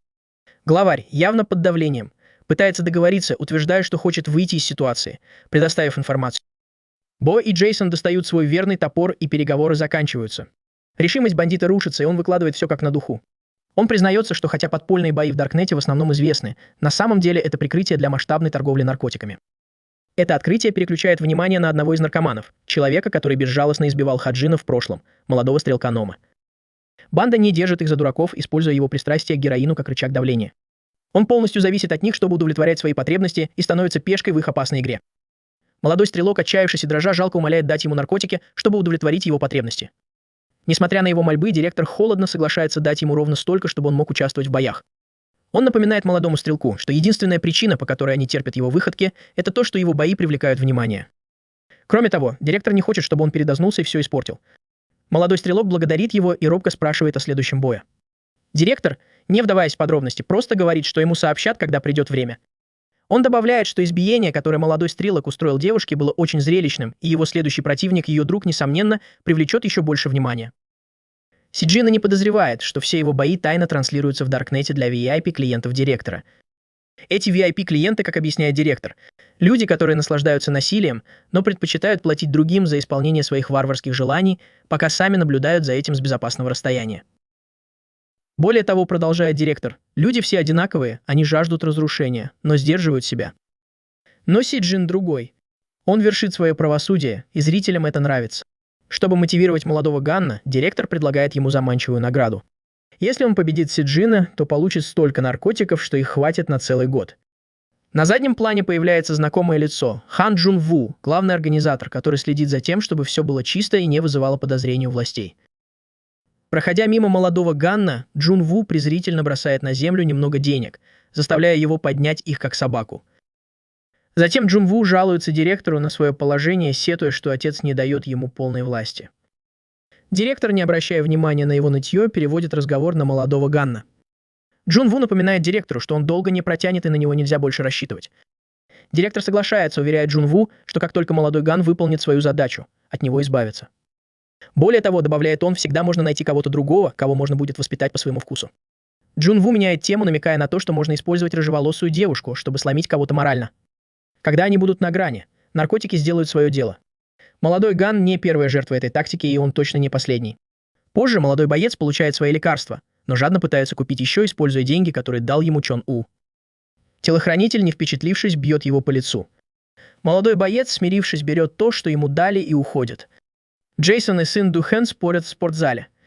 Сын Ду Хён жалуется на свою новую роль, особенно на то, что ему неудобно заниматься джиу-джитсу. Он добавляет, что ему не нравится обниматься с мужчинами, и он предпочитает бокс. Джейсон, не впечатлившись, угрожает заменить его, и сын Ду Хён быстро меняет свое мнение. Он соглашается участвовать, но видно, что он не справляется. Во время тренировки ученики по очереди спаррингуют с ним, и несмотря на преимущество в росте, каждый из них заставляет его сдаться. Сиджин особенно легко побеждает его, доказывая эффективность джиу-джитсу. Когда вмешивается Джейсон, он полностью разбирает сын Ду Хона на части, показывая недостатки в его технике. К концу тренировки сын Ду Хен полностью подавлен. В раздевалке Се Джун спрашивает сын Ду Хона, не слишком ли тяжела для него тренировка. Сын Ду Хён настаивает, что все в порядке, но его бледное лицо говорит об обратном. После небольшого подшучивания Се Джин предлагает им сосредоточиться на нагай-джитсу, разновидности, которые не требуют захвата одежды противника, а скорее его тела. Си Джин добавляет, что этому больше не учат, но Джейсон дал ему несколько частных уроков. Сын Ду Хен кивает в знак согласия. Более того, он напоминает Се Джину, что его настоящие противники не будут в форме. Следующим противником Се Джина оказывается Ан Сан Су, мастер нагай и борец-гений с безупречным послужным списком. Ясно, что это будет самый сложный бой для Се Джина. После разговора об Ан Сан Су, Саджуне и Сон Ду Хяне они решают зайти в местную чайную, чтобы подкрепиться углеводами. Но прежде чем они успевают уйти, Саджун не может не восхититься подтянутой фигурой Сон Ду Хёна, тем более, что он даже не ходит в спортзал, а только боксирует. Сон Ду Хён, в свою очередь, шутит, что Се Джин, возможно, стал меньше с тех пор, как они впервые встретились. Се Джин, однако, неправильно понимает его слова, думая, что речь идет о чем-то другом, что приводит к неловкому, но забавному недоразумению. Возвращаясь к серьезным вопросам, Сон Ду Хен предупреждает Се Джина об Ан Сан Су, подчеркивая, какой он дисциплинированный и подтянутый. Но его дисциплина направлена не на него самого, а на кого-то другого. Более того, он добрый и мягкий человек. Это удивляет Саджуна. Как может такой добрый и мягкий человек преуспевать в таком жестоком соревновании? Сон Ду Хен объясняет, что Ан Сан Су не хулиган и никогда ни у кого не вымогал деньги. Саджун понимает, что кто-то, должно быть, манипулирует им. И этим кем-то оказывается рыжеволосая девушка Кан Джи Йен. Се Джин вспоминает ее поведение во время их прошлой встречи, но сначала принял ее за взрослую. Сон Ду Хен подтверждает, что она опасна, и объясняет, что Джи Йен использует телефоны, чтобы сводить людей с ума с помощью шантажа. Она собирает компромат на своих жертв и использует его, чтобы контролировать их как пешек. Выходя из туалета, они сталкиваются с Джейсоном Хуангом, который небрежно держит в руках базуку. Присутствие их учителя заставляет их чувствовать себя маленькими по сравнению с ним. Тем временем мы переносимся к Ан Сан Су. Мы видим, что Кан Джи Ян полностью подчинила его себе, выдвигая токсичные требования. Она настаивает, чтобы он участвовал в соревнованиях, даже если придется драться с женщинами, потому что это принесет им больше денег. Несмотря на свою спокойную и робкую натуру, Сан Су находится во власти манипуляций Джи Ян. Она шантажирует его, напоминая, что им нужны деньги на будущее, и заставляет делать все, что угодно. Когда Сан Су отказывается драться с Хаджин, его моральные принципы берут вверх, и он говорит, что не может ударить женщину. Но Чи Же Хэн переворачивает его логику с ног на голову, утверждая, что если он не хочет драться с женщиной, то не должен был драться ни с кем другим. Она использует одно зло, чтобы оправдать другое, еще больше запутывая его. После их ссоры Джей Ян идет в другое место, где встречает одну из своих жертв шантажа. Пользуясь страхом девушки, Сан Джи Ян заставляет ее рассказать о Хэ Джин, узнав, что она ходит в академию, чтобы подготовиться к вступительным экзаменам в университет.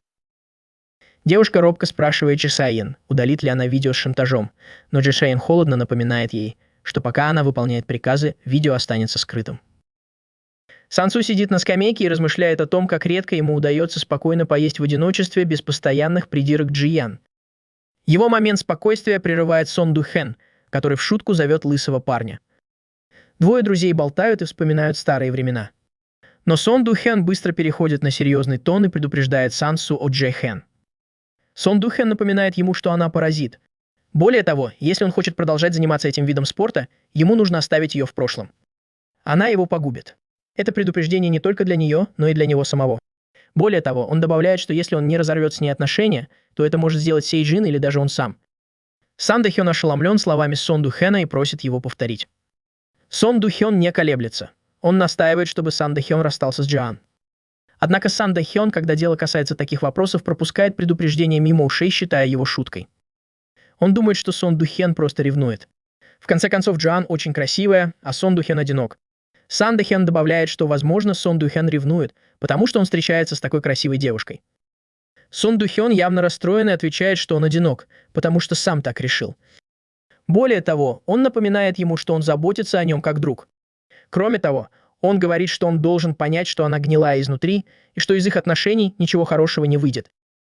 Сан Дохён неохотно признает, что это правда. Однако она не в его вкусе, и такая красивая девушка, как она, никогда бы не стала встречаться с таким, как он, если бы не сложившиеся обстоятельства. В его голосе слышится отчаяние, и на глаза наворачиваются слезы. Ясно, что Сан Дохён очень переживает и цепляется за Джиан, как за свой последний шанс на любовь. После того, как Сан Дохён приходит в себя, они идут в ресторан. Во время разговора всплывает имя Саджин. Сон Духен упоминает, что Саджин пытается исправить свои прошлые ошибки и стать лучше. Сон Духен размышляет о моральных недостатках соревнования, его убеждения непоколебимы. Для него все это испытание в корне неправильно, независимо от обстоятельств. Он считает, что Сан Су попала в ловушку манипуляций и интриг Хуана, который использует ее в своих целях. Сан Су понимает опасения Ду Хёна, но не может избавиться от противоречивых чувств. Несмотря на понимание того, что Сан Су манипулирует, он не может перестать беспокоиться о Че Ине. Он полон решимости быстро разрешить ситуацию и решает встретиться с Се Джин не только ради себя, но и ради нее. Но Ду Хён понимает, что Се Джин противник, которого нельзя недооценивать, и это он понял на собственном горьком опыте. Тем не менее, он оставляет Сан Су с мыслью, что ей стоит пересмотреть свой выбор и отношения с Че Ином. После ужина они расходятся, каждый погруженный в свои мысли. Слова Ду Хёна повисают в воздухе, напоминая, что никогда не поздно свернуть с разрушительного пути. В качестве последнего испытания Сон Ду Хён наблюдает за внезапной атакой. Реакция Сан Су молниеносна, она уклоняется от удара и даже контратакует. Сон Ду Хён наблюдает за этим с растущим беспокойством. Он понимает, что способности Сан Су огромны, и мысль о том, что Се Джин может столкнуться с таким противником, тревожит его. Мысль о том, что Се Джин может оказаться в опасности, не дает ему покоя. Прежде чем они расстаются, Ду Хён дает Сан Су последний совет. Он считает, что, оставаясь с Че Ином, Сан Су не помогает ему, а позволяет ему погрузиться во тьму. Он думает, что настоящая любовь иногда означает отпустить. Он дает ей понять, что если она действительно любит его, то вернется. Если нет, то Сан Су будет лучше без нее. Несмотря на внутренний конфликт, Сан Су делится важной информацией перед уходом. Цзянь положила глаз на Хаджин. Это откровение добавляет еще больше напряжения в и без того сложную ситуацию. В академии, где учится Хаджин, Цзянь уже выслеживает ее, приведя с собой одну из своих жертв, которую она шантажировала. Хаджин, не подозревая об этом, проспала, когда занятия уже закончились. Сотрудник будет ее и говорит, что она, должно быть, задремала, а все остальные уже ушли. Когда Хаджин выходит из академии, Джи Юн ждет ее снаружи, как хищник, выслеживающий добычу. Цзянь планирует собрать компромат на Хаджин, чтобы шантажировать ее, как она делала это со многими другими. Когда момент кажется подходящим, Цзянь подкрадывается к Хаджин сзади и толкает ее. Хаджин спотыкается и падает. Цзянь ухмыляется, в ее глазах светится злоба. Она не забыла, как Саджин издевалась над ней, когда они впервые встретились, и ей не терпится отомстить Хаджин. Но Хаджин явно потрясена, ее прошлая травма, связанная с Саджин, всплывает на поверхность. Слезы наворачиваются на глаза, когда она пытается успокоиться. Когда Цзянь упоминает, что Сэджин, ее маленький рыцарь в сияющих доспехах, сейчас не здесь, чтобы спасти ее, Хаджин переходит черту. Цзянь поднимает руку, чтобы ударить Хаджин, но что-то останавливает ее. Хаджин перехватывает запястье Цзянь, и ее дрожь сменяется холодной, угрожающей решимостью. Ее глаза горят решимостью, и становится ясно, что Сэджин — это та черта, которую она не переступит. Ухмылка Цзянь исчезает, когда Хаджин сжимает ее запястье. Похоже, Цзянь вот-вот столкнется с правосудием, и оно будет беспощадным. Сцена переходит к детству Хаджин, показывая болезненные воспоминания, которые сформировали ее характер. В детстве она подвергалась жестоким издевательствам из-за своей внешности и развода родителей. Мучения были ежедневными, и казалось, что спасения нет. Но когда уже не оставалось надежды, появился Си Цзинь, словно луч света. Однажды он заступился за нее перед хулиганами. Одного его присутствия было достаточно, чтобы обидчики разбежались, но перед этим у них таинственным образом пропал телефон. Это была первая встреча Хаджин с Си Цзинем, и он был не похож ни на кого из тех, кого она знала. Пока другие издевались над ней, Си Цзинь похвалил ее прическу, назвав ее модной. Он даже назвал ее милой, впервые в жизни услышав комплимент в свой адрес. Для Хаджин этот момент стал поворотным. Никто никогда не был так добр к ней, особенно в школе. Си Цзинь посоветовал ей быть уверенной в себе и никогда не сомневаться. Более того, он добавил, что его мама всегда говорит ему это, когда он чувствует себя подавленным. Так уж вышло, что их семьи были связаны. Отцы Си Цзиня и Хаджин были хорошими друзьями, поэтому отец Си Цзиня приехал за ними в тот день. Перед уходом Си Цзинь отомстил хулиганам. Оказалось, что он не потерял их телефон, а просто выбросил его в мусорку. Этот маленький акт неповиновения заставил Хаджин увидеть в нем не просто защитника, а того, на кого она действительно могла положиться. Но жизнь распорядилась жестоко. Мать Си Цзиня тяжело заболела, и ее состояние со временем ухудшилось. Ее возможная кончина опустошила Сиджина, сломив мальчика, который когда-то был опорой Хаджина. Эта трагедия пробудила в Хаджине решимость. Она хотела защитить Сиджина так же, как он защищал ее много раз до этого. История переносит нас в настоящее, где ядовитые замыслы Джаяна угрожали разрушить жизни как Хаджина, так и Сиджина. Хаджин, переполненный эмоциями, полностью перешел в режим зверя. В одно мгновение она парирует удар Джиян и с легкостью хватает ее, прижимая к земле. Используя вес своего тела, Хэджин удерживает Джиен обездвиженной. Более того, она задается вопросом, почему Джиен так сильно их ненавидит. Однако Чжи Йен дает пугающий ответ. Она обвиняет Хаджина в том, что он разрушил жизнь Саджин, утверждая, что он был вынужден участвовать в бесчисленных драках из-за нее. Но прежде чем Цзянь успевает сказать что-либо еще, появляется сам Сиджин, похожий на ангела смерти. Не колеблясь, он бьет Цзянь с такой силой, что она пошатывается. Сиджин возвышается над ней, его присутствие почти демоническое, когда он смотрит на нее сверху вниз. На мгновение Ян выглядит настоящим дьяволом в этой ситуации, но ярость Сиджина праведна. Этот единственный удар не приносит удовлетворения. Это момент очищения для всех, кто был свидетелем манипулятивной жестокости Джаяна. Конфронтация обостряется, когда Джан лает на Сиджина, но ситуация меняется жестоким образом. Сиджин наносит сильный удар, из-за чего у Джен идет кровь и выбивается один из зубов. Для парня это может показаться несущественным, но для Цзянь это меняет все. Ее некогда сногсшибательная внешность резко упала с 0,9 до 3, и она это знает. Несмотря на физический удар, Джоан продолжает издеваться над ними, доводя Зигейна до крайности. Подпитываемый яростью, он наносит еще один сокрушительный хук правой, оставляя ее ошеломленной и униженной. Однако Джоан вытаскивает последний козырь из рукава и с самодовольным видом сообщает, что вся перепалка была записана. Джоан с расчетливой жестокостью насмехается над Сиджином, напоминая ему о том, что интернет не прощает ошибок. Ее обвинения убийственны. Она бьет женщину, и это без контекста выставляет Сиджина злодеем в глазах всего мира. Она знает, как работает общественное мнение, и использует это как оружие, угрожая сделать видео вирусным и разрушить его репутацию. Чтобы еще больше надавить на него, она напоминает Сиджину, что нужно найти человека, который снимал видео, если он хочет хоть как-то спасти то, что осталось от его имени. Ставки высоки, Сиджин загнан в угол не только физически, но и социально, и угроза нависла над ним. Но Сиджин, воплощение высшей формы сигма-энергии, даже не дрогнул. Он игнорирует угрозы Джияна и идет прямо к Хаджин, как настоящий сигма А-класса. Слова Джиян отскакивают от него, как от стенки горох, он сосредоточен только на том, чтобы успокоить Хаджин. Хаджин, которая вот-вот расплачется, вспоминает обещание, которое она дала Сиджину много лет назад, когда умерла его мать. Она поклялась всегда быть рядом с ним, что бы ни случилось. И теперь Сиджин повторяет ей эти слова, обещая защитить ее, как она защищала его. Но Джиян еще не закончила. Она пользуется моментом и хватает оружие, чтобы ударить Сиджина сзади. Но прежде чем она успевает это сделать, вмешивается Хэджин и наносит мощный удар Джиян в подбородок. От удара Джиян теряет сознание и падает на землю. Пока она лежит, Сиджин говорит, что уже придумал, как поступить с видео. Сцена переключается на Сон Духена, который успевает поймать девушку, снимающую видео, прежде чем она убежит. Он мягко, но уверенно успокаивает ее, говоря, что ей больше не нужно бояться Джияна.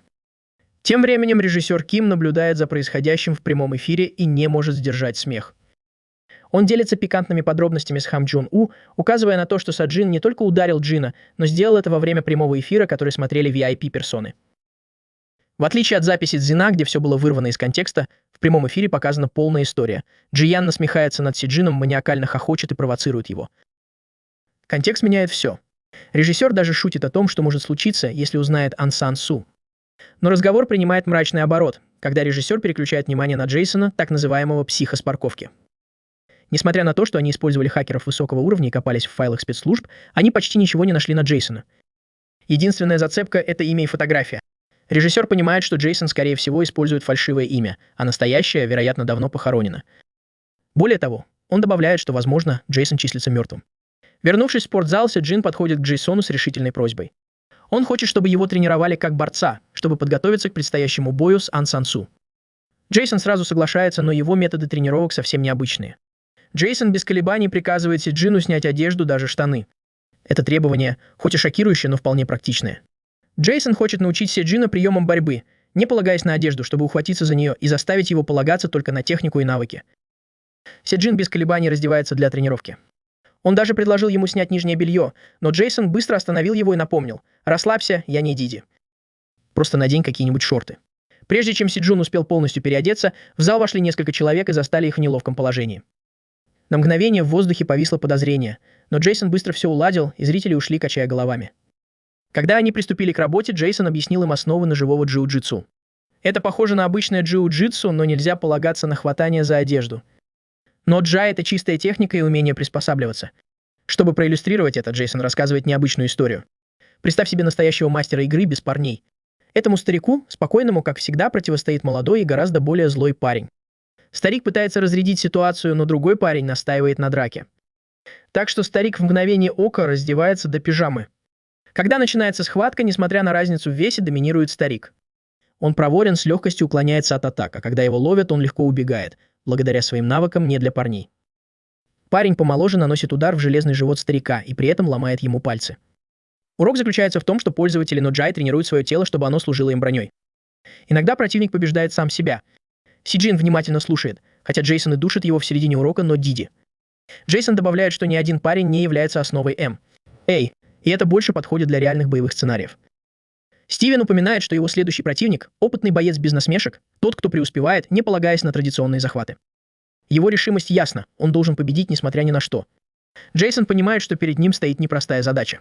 Кроме того, он обещает научить Си Джина техникам, которые помогут ему сравнять шансы. Джейсон видит в Си Джине нечто особенное. Несмотря на то, что он всегда был аутсайдером, именно это качество стало его сильной стороной. Джейсон намерен сделать так, чтобы Си Джин использовал его в предстоящей битве. Тем временем Джи Йон, не теряя времени, рассказывает о своем избиении Санг Су. Она выставляет себя жертвой, утверждая, что Си Джин ударил ее так сильно, что у нее выпали зубы. Но на этот раз Санг Су использует свой ум и просит доказательств. Джи Йон признается, что у нее забрали телефон, и что еще хуже, все ее облачные хранилища, полные компромата, были очищены. Несмотря на ее драматичные заявления, Санг Су с трудом верит ей. Это первый раз, когда Чжаин попробовала свое же лекарство, и оно оказалось горьким. Разочарованная сомнениями Санг Су, она срывается. Более того, она говорит, что если он ей не верит, то между ними все кончено. Она не только расстается с Санг Су, но и не теряет времени даром, намекая на нового ухажера, возможно, кикбоксера. Она явно привыкла к уличным разборкам. Для Санг Су это расставание стало настоящим ударом. После 1,5 лет отношений она выбрасывает его как мусор. Это были его первые серьезные отношения, и он был раздавлен. Когда реальность стала очевидной, он разрыдался, совершенно разбитый. Тем временем в полицейском участке обстановка накаляется. Начальник полиции в ярости, он недоволен ходом расследования дела Чан Хен Сика. Несмотря на его приказ прекратить расследование, следователь отказывается отступать. Начальник явно под давлением, похоже, кто-то, возможно, менеджер, надавил на полицию, чтобы повлиять на их решение. Следователь настаивает на том, что преступная группировка, связанная с Чан Хен Сиком, могла быть замешана в более крупных и опасных операциях. Он обвиняет офицера, который вел дело, в попытке скрыть улики, предупреждая, что это только усугубит ситуацию. Офицер, теперь уже коронер, требует веских доказательств, прежде чем они встретятся снова. Детектив Нет возвращается в свой кабинет, его подчиненный приветствует его, и вскоре приходит детектив Чан. Несмотря на важность дела, детектив Чан выглядит уставшим из-за того, что почти не спал.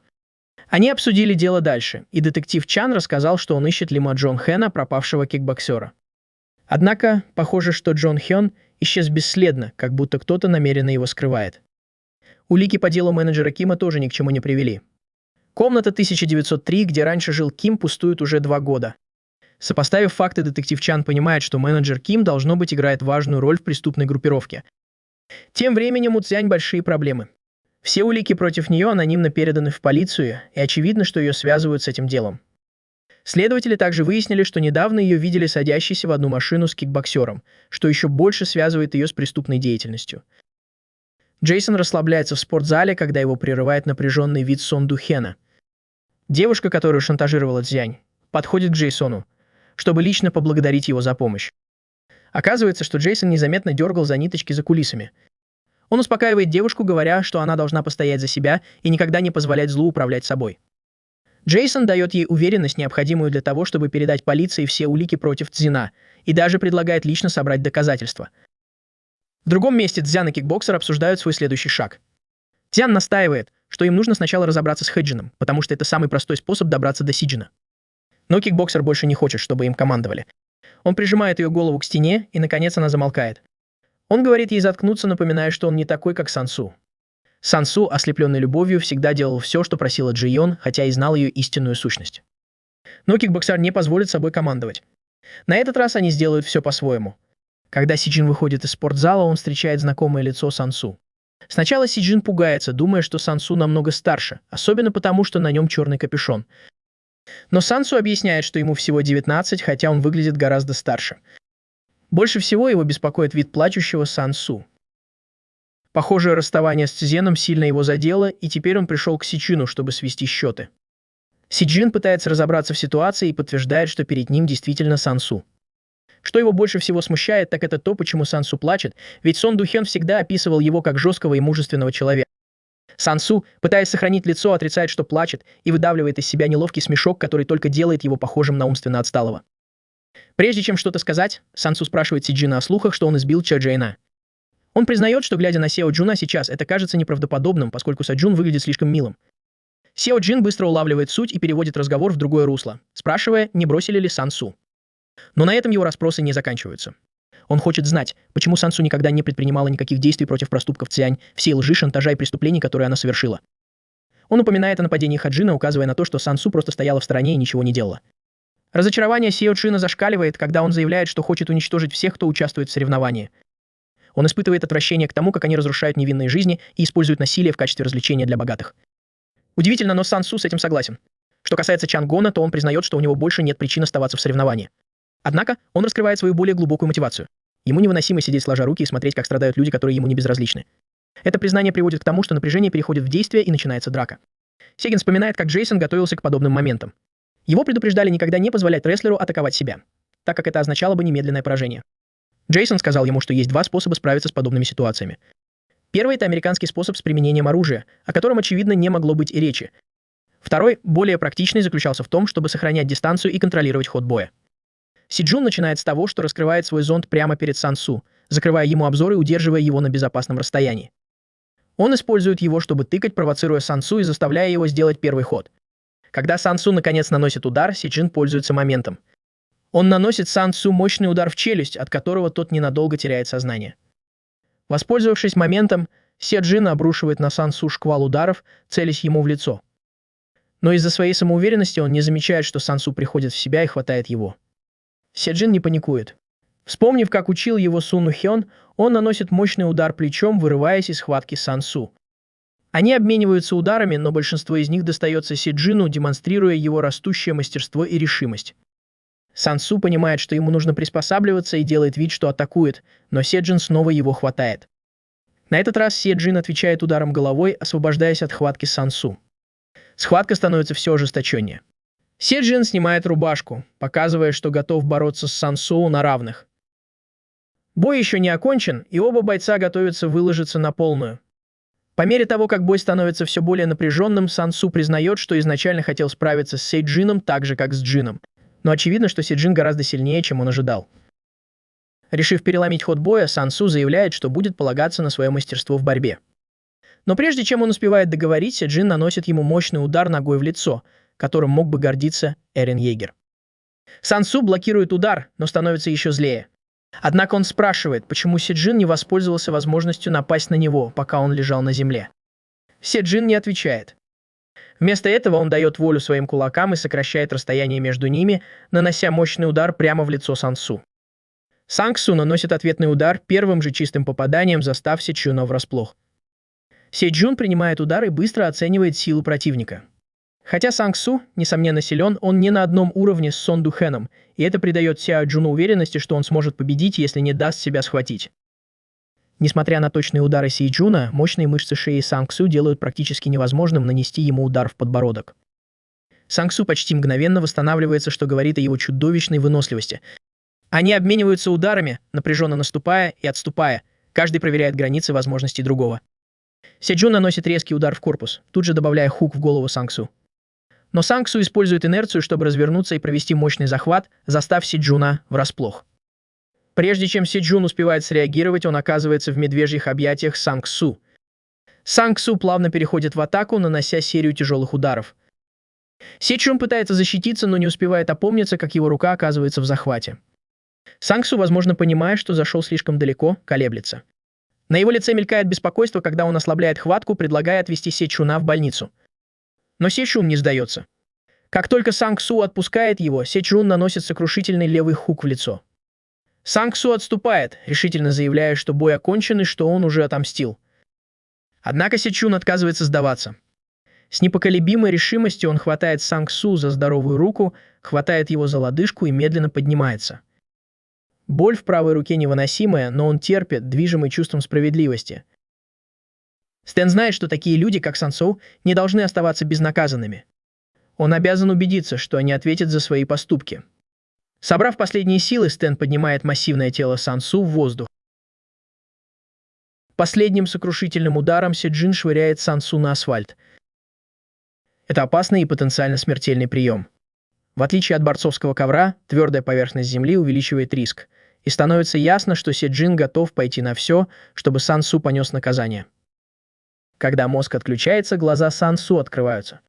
Он лежит на мате в спортзале, и перед ним снова появляется внушительная фигура Сон Ду Хэна, который смотрит ему в глаза. Сан Су пытается понять, что произошло.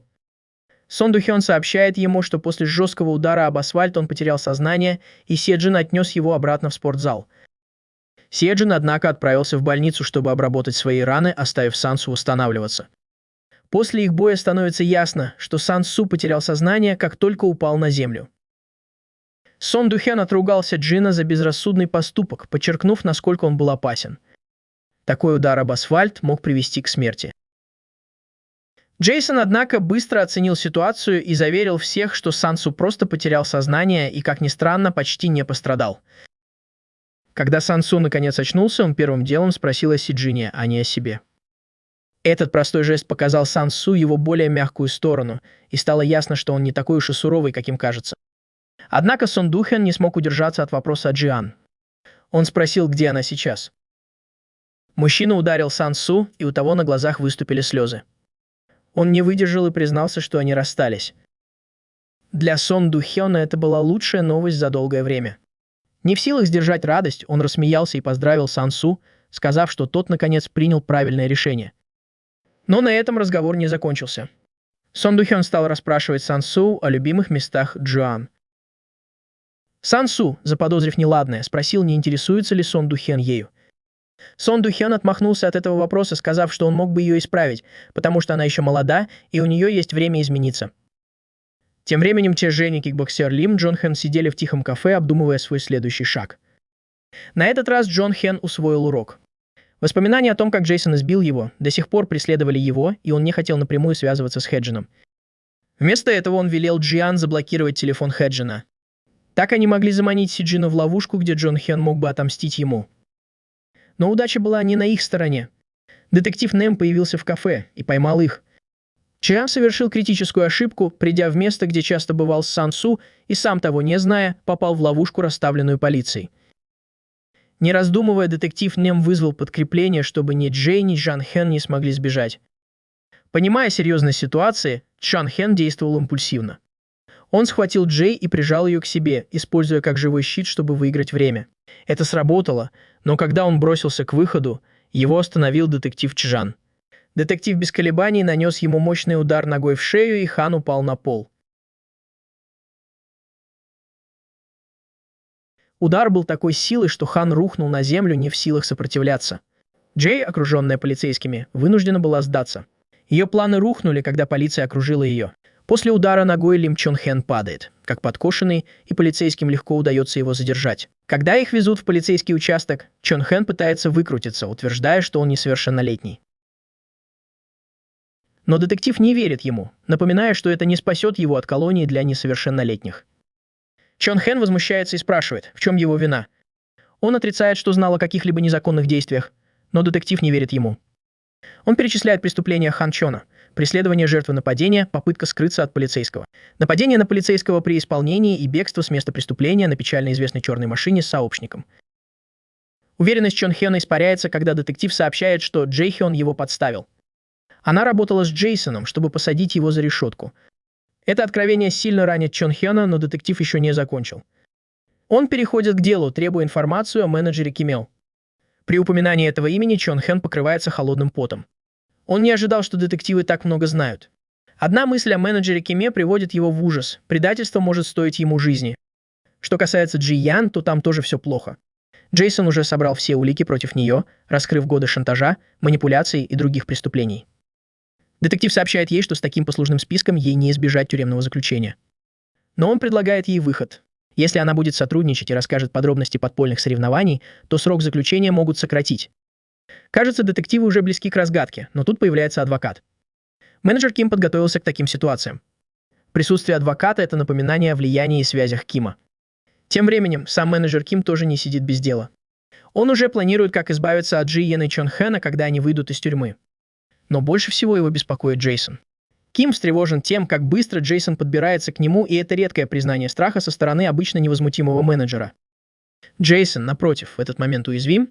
Он в строгом костюме и выглядит очень серьезным. Он отмахивается от просьбы СТЖ о тренировках, ругая его за то, что тот не думает о своем здоровье.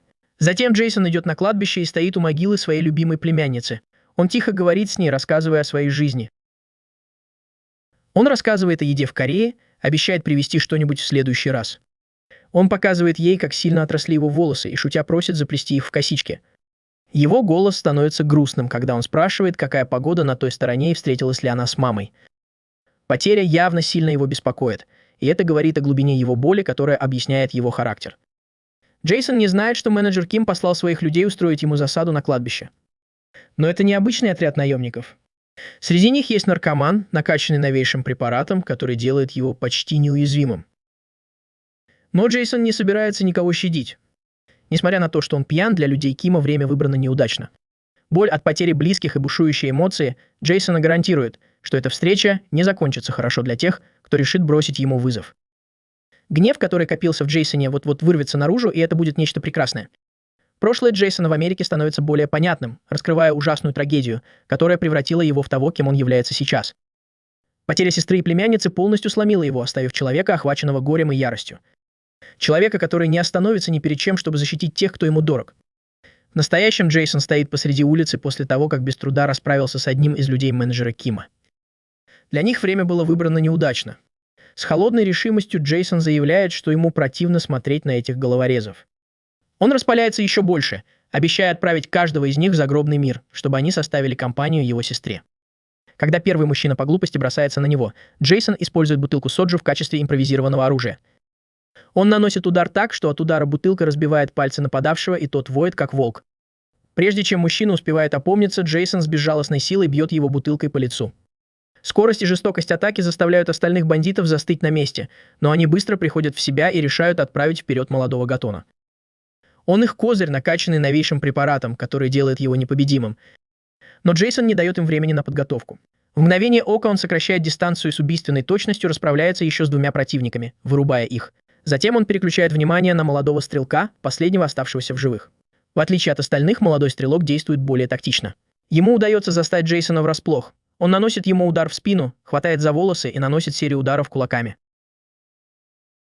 Но, к его удивлению, Джейсон даже не вздрагивает. Он стоит неподвижно, как будто удары для него ничего не значат. Джейсон на мгновение замирает, оценивая противника. Затем он спрашивает, не этот ли человек виноват в том, что ранил Хаджина. Становится ясно, что Джейсон позволил себе получить эти удары не из слабости, а чтобы понять, действительно ли этот человек виновен. Когда молодой стрелок не отвечает, Джейсон выносит свой вердикт. Одним решительным движением он ломает молодому стрелку руку. В этом нет ни колебаний, ни жалости, только холодная, расчетливая расправа. Джейсон быстро понимает, что за наркотик течет по венам молодого стрелка.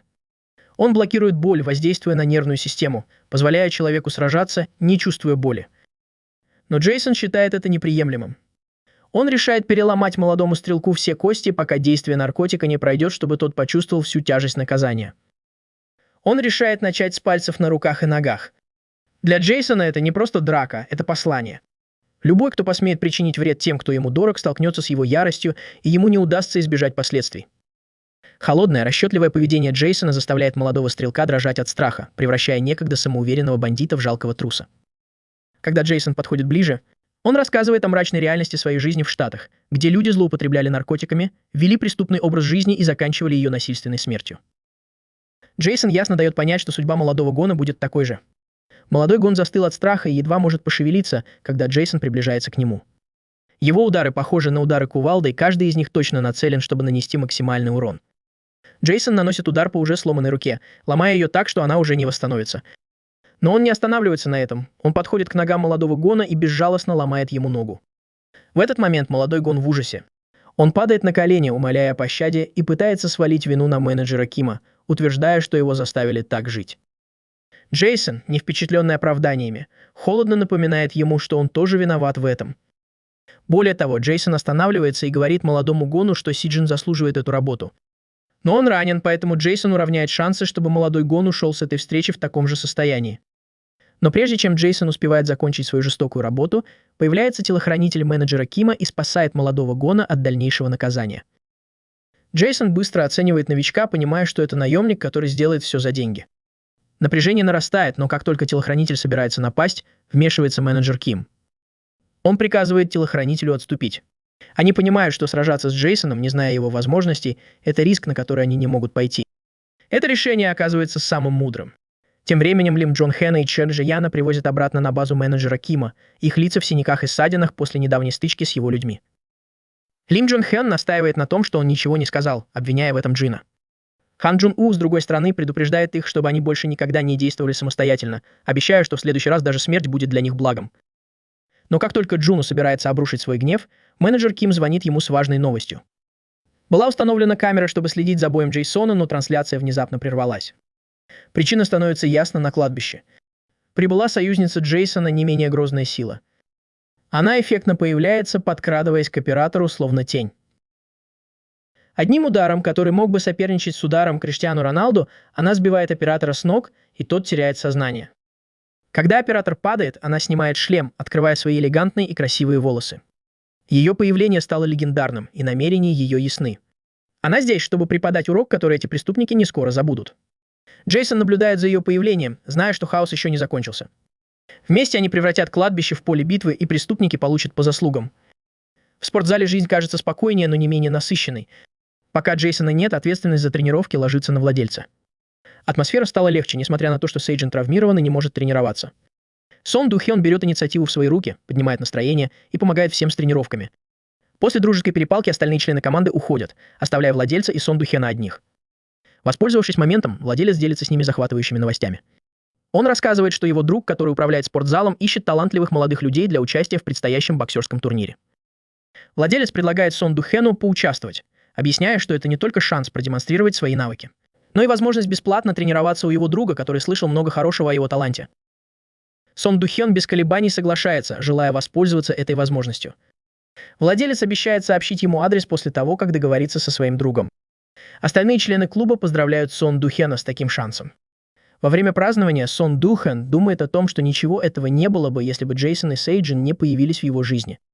Разговор переходит на Джейсона, и ребята вспоминают его странные привычки. Они говорят, что примерно в это же время в прошлом году Джейсон исчез в черном костюме. Они предполагают, что он мог встречаться с бывшей девушкой. Сон Джу Хён спрашивает, длинные ли у нее волосы. Хотя остальные ее не видели, они спрашивают, какая она. Сон Джу Хён не сдерживается и говорит, что она очень красивая, но при этом невероятно пугающая. Упоминание о ней возвращает разговор к кладбищу, где Джейсон и его союзница, та самая женщина, присоединяются к вечеринке. Не раздумывая, она спрашивает Джейсона, взрослые ли мужчины, с которыми они столкнулись, и просит разрешения действовать по полной. Джейсон разрешает, хотя знает, что ей это не нужно. Наемник сомневается, что женщина сможет справиться с таким количеством мужчин. Но Джейсон мрачно предупреждает. Она не только собирается их убить, но и вооружена. В мгновение ока она доказывает свою способность. Она с хирургической точностью обезвреживает бандитов быстрыми и точными ударами, оставляя их корчиться от боли и неспособными двигаться. Не теряя ни секунды, она набрасывается на наемника. Наемнику не требуется много времени, чтобы понять, что она не блефует. Она нацелена на убийство. Ее нож смертелен, но ее вращающийся удар по шее оглушает его. Прежде чем он успевает прийти в себя, Джейсон нападает на него сзади и делает беззащитным. Эти двое работают вместе, уничтожая наемника. Она наносит ему точные удары по ногам, лишая его возможности стоять, а затем наносит сокрушительный хук правой. Джейсон добавляет свой удар сильным ударом ботинка в лицо. Вместе они заставляют его подчиниться, оставляя его сломленным и униженным. Острый взгляд женщины улавливает скрытое устройство связи в ухе наемника. Она вырывает его и говорит прямо в него, посылая предупреждение директору Ким. Она обещает разыскать его, клянется, что его жизнь оборвется в тот момент, когда он потеряет бдительность. Директор Ким в ярости. Более того, он осознает серьезность ее угрозы. Она не блефует, и он это знает. Принимая вызов, он решает нанести первый удар, нацелившись на тех, кто близок к Джейсону, чтобы ослабить его морально. Следующая цель – один из членов спортзала Конг. Люди директора Кима готовятся к нападению, намереваясь подорвать решимость Джейсона, отправившись за его союзниками. Битва еще далека от завершения, и ставки становятся только выше. Когда пыль оседает, Джейсон и женщина-байкер стоят над поверженными бандитами. Остался только Ян Ган, наркоман. Он жалобно присмыкается, умоляя сохранить ему жизнь, что только разжигает гнев женщины-байкера. Джейсон напоминает ей, что именно этот человек причинил боль Хаджину, доведя ее прошлое до критической точки. Она безжалостно избивает его. Но как только она собирается зайти слишком далеко, вмешивается Джейсон и оттаскивает ее. Он настаивает, что с Юнгом должен разобраться Си Юнг. После короткого спора Джейсон переключает ее внимание на более важные вещи, пытаясь найти того, кто стоит за всем этим хаосом. Она соглашается. Однако она также упоминает, что сейчас занята делами за границей, но обещает Джейсону, что найдет время, чтобы нанести последний удар их врагам. После этого они переключают внимание на другую развивающуюся ситуацию. Тем временем Хён идет в спортзал, когда к нему подходит Джей Ин. Ее внезапное появление кажется подозрительным, и ее намерения вызывают сомнения. Предупреждение друга эхом отдается у него в голове. Никогда не разговаривай с симпатичной девушкой, если она первая заговорит с тобой. Несмотря на здравый смысл, он запинается и в шутку предлагает ей свой номер. Джейн игнорирует его неловкость и просит помочь ей спасти бездомного котенка из канализации. Смущенный, он соглашается, пытаясь скрыть свое недавнее замешательство. Когда он подходит ближе, становится ясно, что он попал в ловушку. Без предупреждения кикбоксер нападает на него, нанося сокрушительный удар в живот, от которого он задыхается. Когда он сгибается пополам, Хем понимает свою ошибку. Его друг был прав, и эти люди могут быть торговцами людьми. Кикбоксер не останавливается. Он продолжает безжалостно атаковать, нанося удары руками и ногами, и даже жестоко избивает его на земле. Все это время он выплескивает свое разочарование, говоря о Джейсоне и Си Юнге, которые унизили его в прошлом. Но он не сопротивляется. Его пассивность только сильнее злит кикбоксера, который обвиняет его в слабости и бесхребетности, несмотря на то, что он занимается боевыми искусствами. Избиение вызывает у Хона поток воспоминаний. Он вспоминает детство, наполненное жестокими издевательствами, и жизнь, в которой он надеялся на лучшее будущее. Он думал, что в колледже все изменится, но все осталось по-прежнему. Люди использовали его, и у него не было настоящих друзей. Он начал думать, что проблема в нем, и задавался вопросом, есть ли у его жизни смысл. Все изменилось в тот день, когда он увидел объявление о наборе в секцию джиу-джитсу. Джейсон, как обычно, встретил его у двери с непроницаемым лицом и предложил попробовать. Джейсон заверил его, что джиу-джитсу может заниматься каждый независимо от таланта, а доступная ежемесячная плата делает его доступным для всех. В тот момент в нем зародилась надежда. Вера Джейсона в него придала ему смелости выйти на татами и начать сопротивляться не только противникам, но и убеждению, что он неудачник. Вернувшись в настоящее, Хён наконец не выдерживает. Когда кикбоксер продолжает атаковать, он улучшает момент и хватает его за ногу. Более того, он говорит своему противнику, чтобы тот перестал огрызаться и не проецировал свою неуверенность на других. С новой решимостью он вступает в жестокую схватку с кикбоксером, демонстрируя годы тренировок под руководством Джейсона. Ставки никогда не были так высоки.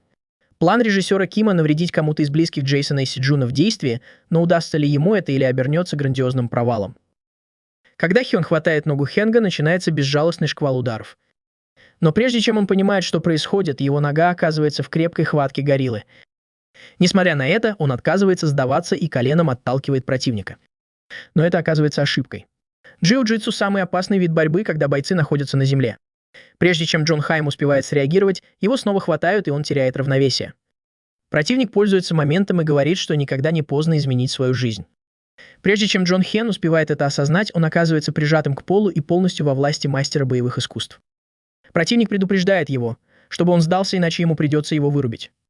Этот неожиданный поворот событий ошеломляет Чи Джи-уна, ведь они думали, что этот человек слаб. Дэкен легко одолевает Чан Хена.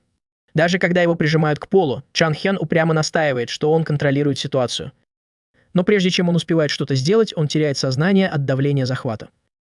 Как только друг Саджина думает, что все кончено, Цзян Хён наносит мощный удар, показывая, что он притворялся, что потерял сознание, чтобы получить преимущество. Но Хён не сдается. Он удерживает Чон Хёна и не дает ему вырваться.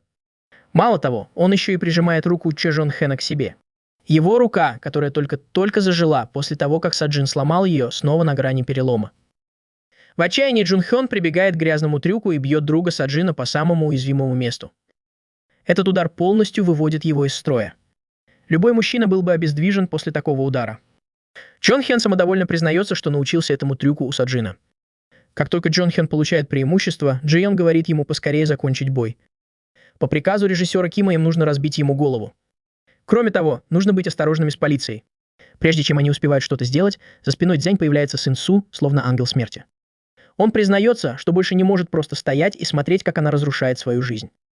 Он выхватывает бутылку из ее рук и, покачав головой, говорит, что очень беспокоился о ней. Более того, он признается, что все еще любит ее. Цзян Хэн недоволен его появлением и сразу же начинает угрожать ему. Но сын Су не отступает. Он называет Цзян Хэна уродом и снова бьет его. Он говорит Чан Хэ Йен, что тащит за собой Чжи Жано. Не говоря больше ни слова, он обнимает ее и извиняется за опоздание. Этот момент глубоко трогает Чжи Жаен. Впервые она чувствует себя в безопасности и удивляется. Она спрашивает, где он научился так разговаривать. Это трогательный момент, но Цзян Хэн все портит, снова начиная болтать. К несчастью для Цзян Хэна, Ан Сон Су пришел не один. С ним Се Джин. Он сразу же спрашивает, все ли с ним в порядке. Хотя сын Су все еще держит его за грудки, он уверяет его, что не ранен. Се Джин говорит сын Су, чтобы тот шел в спортзал, и обещает разобраться с Цзян Хэном, надоедливым грызуном, который, похоже, замешан во всех преступлениях, связанных с Се Джином.